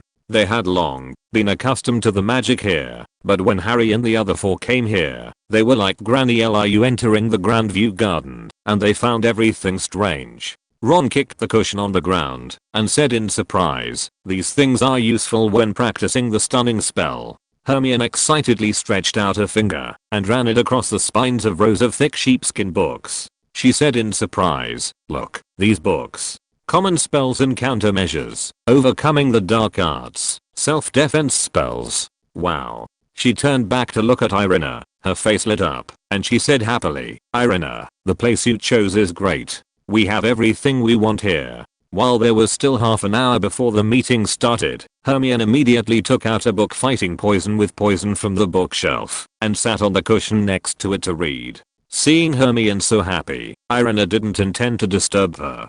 Irina looked at Harry and Ron and said, "You go wait outside. If our people come, take them in." Hearing this, although Harry and Ron were a little reluctant, they still went out obediently. Seeing this, Lin said to Irving beside him, "You should go pick them up too. Remember to bring the Marauder's map with you." Irving nodded, took out his Marauder's map from his pocket, gestured to Lin, and walked out the door he came from. He needed to use the Marauder's map to keep an eye on the movements of Umbridge and other young wizards who had not participated in the defense against the Dark Arts team at all times, to avoid exposing the room of requirement. If a potential threat came here, he would have to stop the other party from coming as soon as possible, or let Harry and Ron go in and cast a confusion charm on the corridor. "I'll help too," Astoria volunteered, and she followed Irving out. Time soon came to 8 o'clock, and the young wizards who had signed the magic contract at the Hog's Head that day came to this room one after another under the guidance of Harry and the other 4. Fortunately, this room was spacious enough, with a size equivalent to 2 basketball courts, so it would not seem cramped, even if there were more than 60 people in the room. After everyone came into the room and found a cushion to sit on, Irving locked the door of the room of requirement and walked behind Lin. Lin told everyone about the room of requirement and how to use it. After learning that there was such a magical place as the room of requirement in Hogwarts Castle, exclamations rang out in the room one after another. After a long time, the room of requirement gradually returned to silence. Before we start today's teaching, let us reiterate that our team is called the DA Army. You can understand it as a defense against the Dark Arts team, or you can understand it as the Dumbledore Army that the Ministry of Magic is terrified and most afraid of. It's up to you to think of it. But our opinions must be unified. That is, we must unite and unify our positions, and we cannot give outsiders any chance to take advantage of us. Therefore, even if the constraints of the magic contract do not include the room of requirement, I hope that everyone can keep the room of requirement secret. Okay, it's time to get to the point. I have always believed that the most important step in a battle is not to defeat the enemy, but to preserve yourself. Even if you can't defeat the dangerous enemy, at least you need to master a way to get away and escape. Lin said lightly, and the wand in his hand waved like a baton of an orchestra. A blackboard appeared out of thin air in front of everyone, and white chalk words appeared on the blackboard, writing "Get away." "But, Lin, isn't that a deserter?" Ginny Wheel-Eye raised her hand and asked. Hearing this, Lin En chuckled and shook his head. He smiled and said, "No, I prefer to call it a tactical retreat." Chapter 474 Teaching of the Disillusionment Spell. In front of an enemy you cannot resist, staying and fighting to the death in the name of fearlessness of death is not a heroic sacrifice, but a foolish way of giving up your life. Therefore, the first lesson I want to teach you is how to save your own life in a battle. Lin En said in a deep voice. Hearing Lin's words, Hermione frowned and questioned, "What about your comrades? If you retreat, then they will die on the battlefield without your help, won't they?" Lin said softly, "There are always sacrifices in war, Hermione." I said, "The premise of your retreat is that the enemy is one you can't deal with no matter what. The lives of your comrades are important, but you can't change any outcome if you stay. Your comrades will die as well. The only difference is that you will die with them. In a war, the living always play a greater role than the dead. I admit that this is cold-blooded, but you should also understand that if you stay, the only role is to leave a reputation of heroic sacrifice in future generations. But if you leave alive, you can do more things, treat the wounded, protect the people, provide logistical support, and even return to the battlefield to avenge your fallen comrades.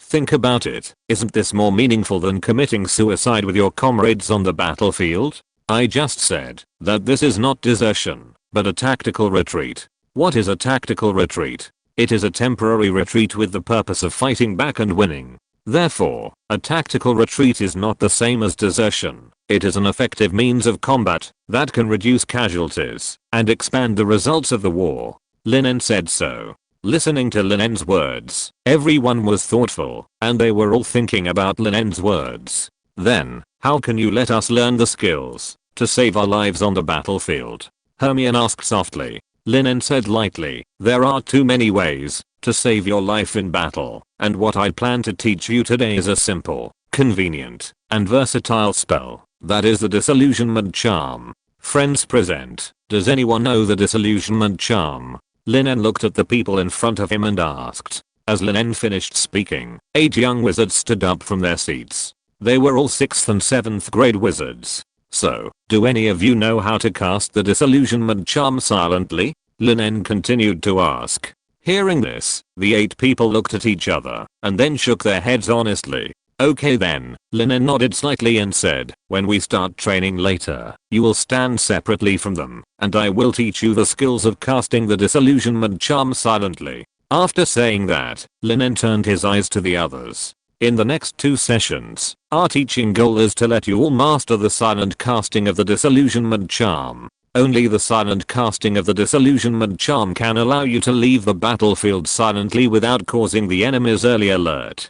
First of all, we need to understand what the disillusionment charm is used for in war. Infiltration, reconnaissance, theft, assassination, escape. These are the purposes of using the disillusionment charm. After everyone has mastered the relevant skills, I will also arrange the scenes in turn, allowing everyone to challenge the use of the disillusionment charm for these 5 purposes. Lin said loudly to everyone. Then, Lin divided the little wizards who had never been exposed to the disillusionment charm, those who had been exposed but did not learn it, and those who had learned the disillusionment charm but could not cast it silently into 3 teams. Among Lin and Irina's assistants, only Irving mastered the skills of using the disillusionment charm, while Harry could only become one of the little wizards who learned the disillusionment charm. Therefore, under Lin En's arrangement, Irving was responsible for teaching those little wizards in the 3rd and 4th grades who had never been exposed to the disillusionment spell, and taught them the theoretical knowledge of the disillusionment spell.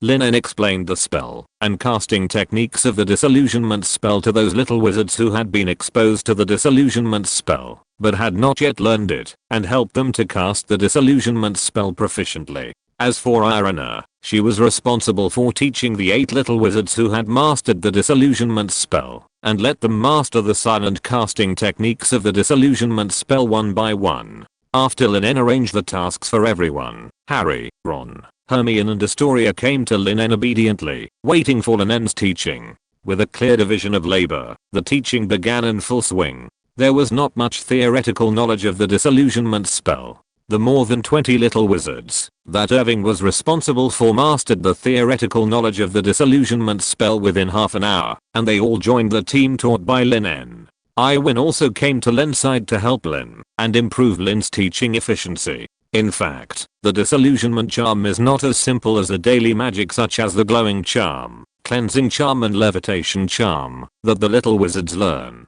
Even some auras in the aura office have not yet mastered the use of the disillusionment charm, which can well explain the difficulty of the disillusionment charm. Of course, this may also be because those auras did not take the initiative to learn the disillusionment charm. When the time came to the curfew and the gathering was declared over, among the more than 50 little wizards taught by Lin, only 9 people understood the use of the disillusionment charm on the spot, and released a successful disillusionment charm in front of everyone. Among the 8 little wizards taught by Irina, only 1 mastered the technique of silent casting. But even so, these little wizards who have made progress can be said to be gifted. After all, these spells that ordinary people need to spend months or even years to master, they mastered them in just a few hours of gatherings. This is only the first gathering, and so many people have mastered the disillusionment charm. With their own private practice, I believe that after another gathering, they should all be able to cast the disillusionment charm proficiently.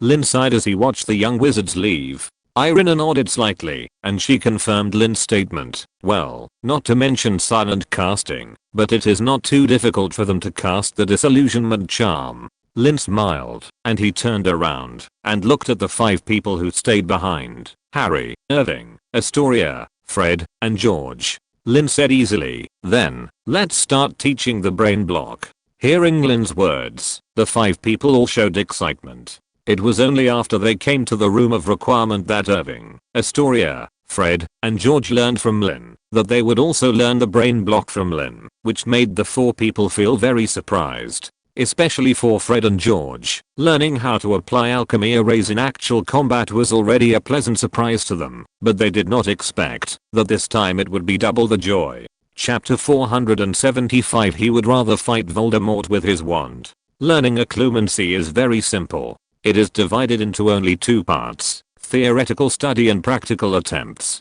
Theoretical study means that you have to understand what occlumency is, and practical attempts mean that you use occlumency to resist my attack with legilimency. Of course, I will carry out these steps step by step, but not too slowly. I will tell you the theoretical knowledge of occlumency today, and in the next week, you have a full 7 days to practice occlumency. After the next meeting, I will use legilimency on you one by one. Occlumency not only requires repeated practice, but also values your own talent and understanding. Some people learn occlumency and can completely empty their brains in one night without being detected by others in any memory, but more people, after practicing for several years, cannot even empty their own brains. Talent and understanding cannot be forced, so I ask you to do your best in this human part. Lin said in a deep voice, his eyes sweeping over several people sharply. Lin was generous in teaching the 5 people occlumency. He not only taught them all the theoretical knowledge about occlumency, but also taught them all the skills he had mastered about occlumency and his experience in practicing occlumency for more than a year.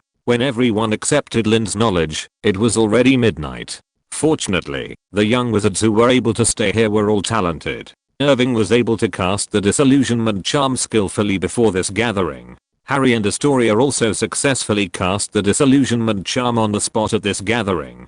Therefore, when the door of the room of requirement was reopened and the confusion charm placed in the corridor was removed, the 3 of them skillfully waved their wands, cast a layer of disillusionment charm on themselves, and then left quietly. After rearranging the confusion charm and closing the door of the room of requirement, Lin looked at the Weir Lightwinds who stayed behind. He smiled and said, "Okay, next, it's what I promised you, the application of alchemy in actual combat." Hearing Lin's words, Fred and George were like chicken blood. They widened their eyes and waited for Lin's next words. Lin smiled and said, "If you want to refine all chemical arrays in battle, you need to do 2 steps. First, you need to free your carving knife and switch from carving all chemical arrays with carving knives to refining all chemical arrays with your magic wands. Second, you need to free your all chemical materials and try to refine arrays out of thin air." Lin carefully introduced to the techniques of using magic wands instead of carving knives to refine all chemical arrays and the techniques of refining arrays out of thin air. Fred and George listened carefully, and from time to time took out a small notebook from their pockets, and wrote something on it with a feather pen. After explaining the method of refining an array out of thin air, Lin En's finger slid slightly in the air, and thousands of golden threads condensed in an instant, transforming into an all-chemical array that shone with brilliance. "Here, this is one of the all-chemical arrays I use for fighting." Lin En used the all-chemical array hovering in his palm as an example to the 2. With Lin En's thoughts, hundreds of golden light beams quickly emitted from this all-chemical array and shot towards the wall not far away. Under Lin En's control, the power of this all-chemical array could not even scrape off the wall of the room, but it did serve as a teaching tool for Fred and George. After Lin En finished explaining, Fred and George began to try this new technique of refining all-chemical arrays again and again. Fred and George's talent in the field of alchemy is not low, at least not worse than Lin En's. At 2 o'clock in the morning, they mastered the method of using magic wands instead of carving knives to refine all chemical arrays on parchment.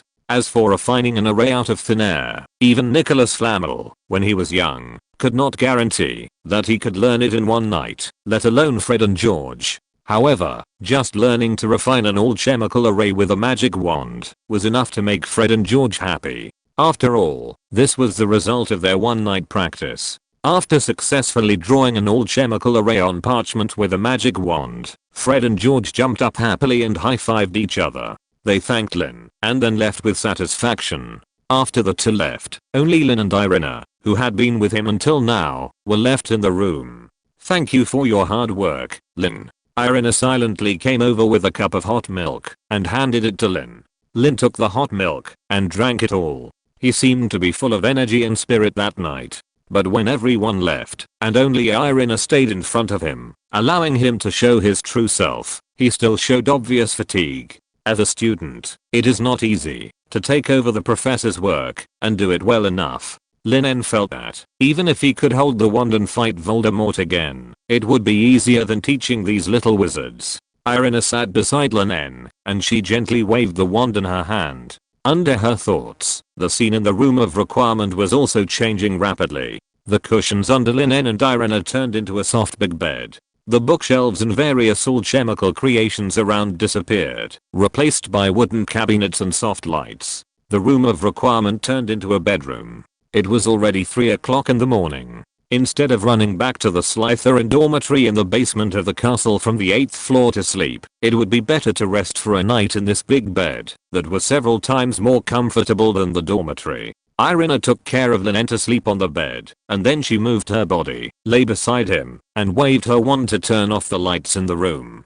The following several gatherings went very smoothly. The second and third gatherings allowed all the young wizards to master the magic of the disillusionment spell, and most of them mastered the silent casting of the disillusionment spell in nearly 3 weeks. In the third gathering, Lin En combined alchemy, dream weaving spells and dream entering spells to create a series of illusion arrays with different scenes, allowing these young wizards who mastered the disillusionment spell to try to solve the mysteries and the illusions in these special illusion arrays. End of this chapter.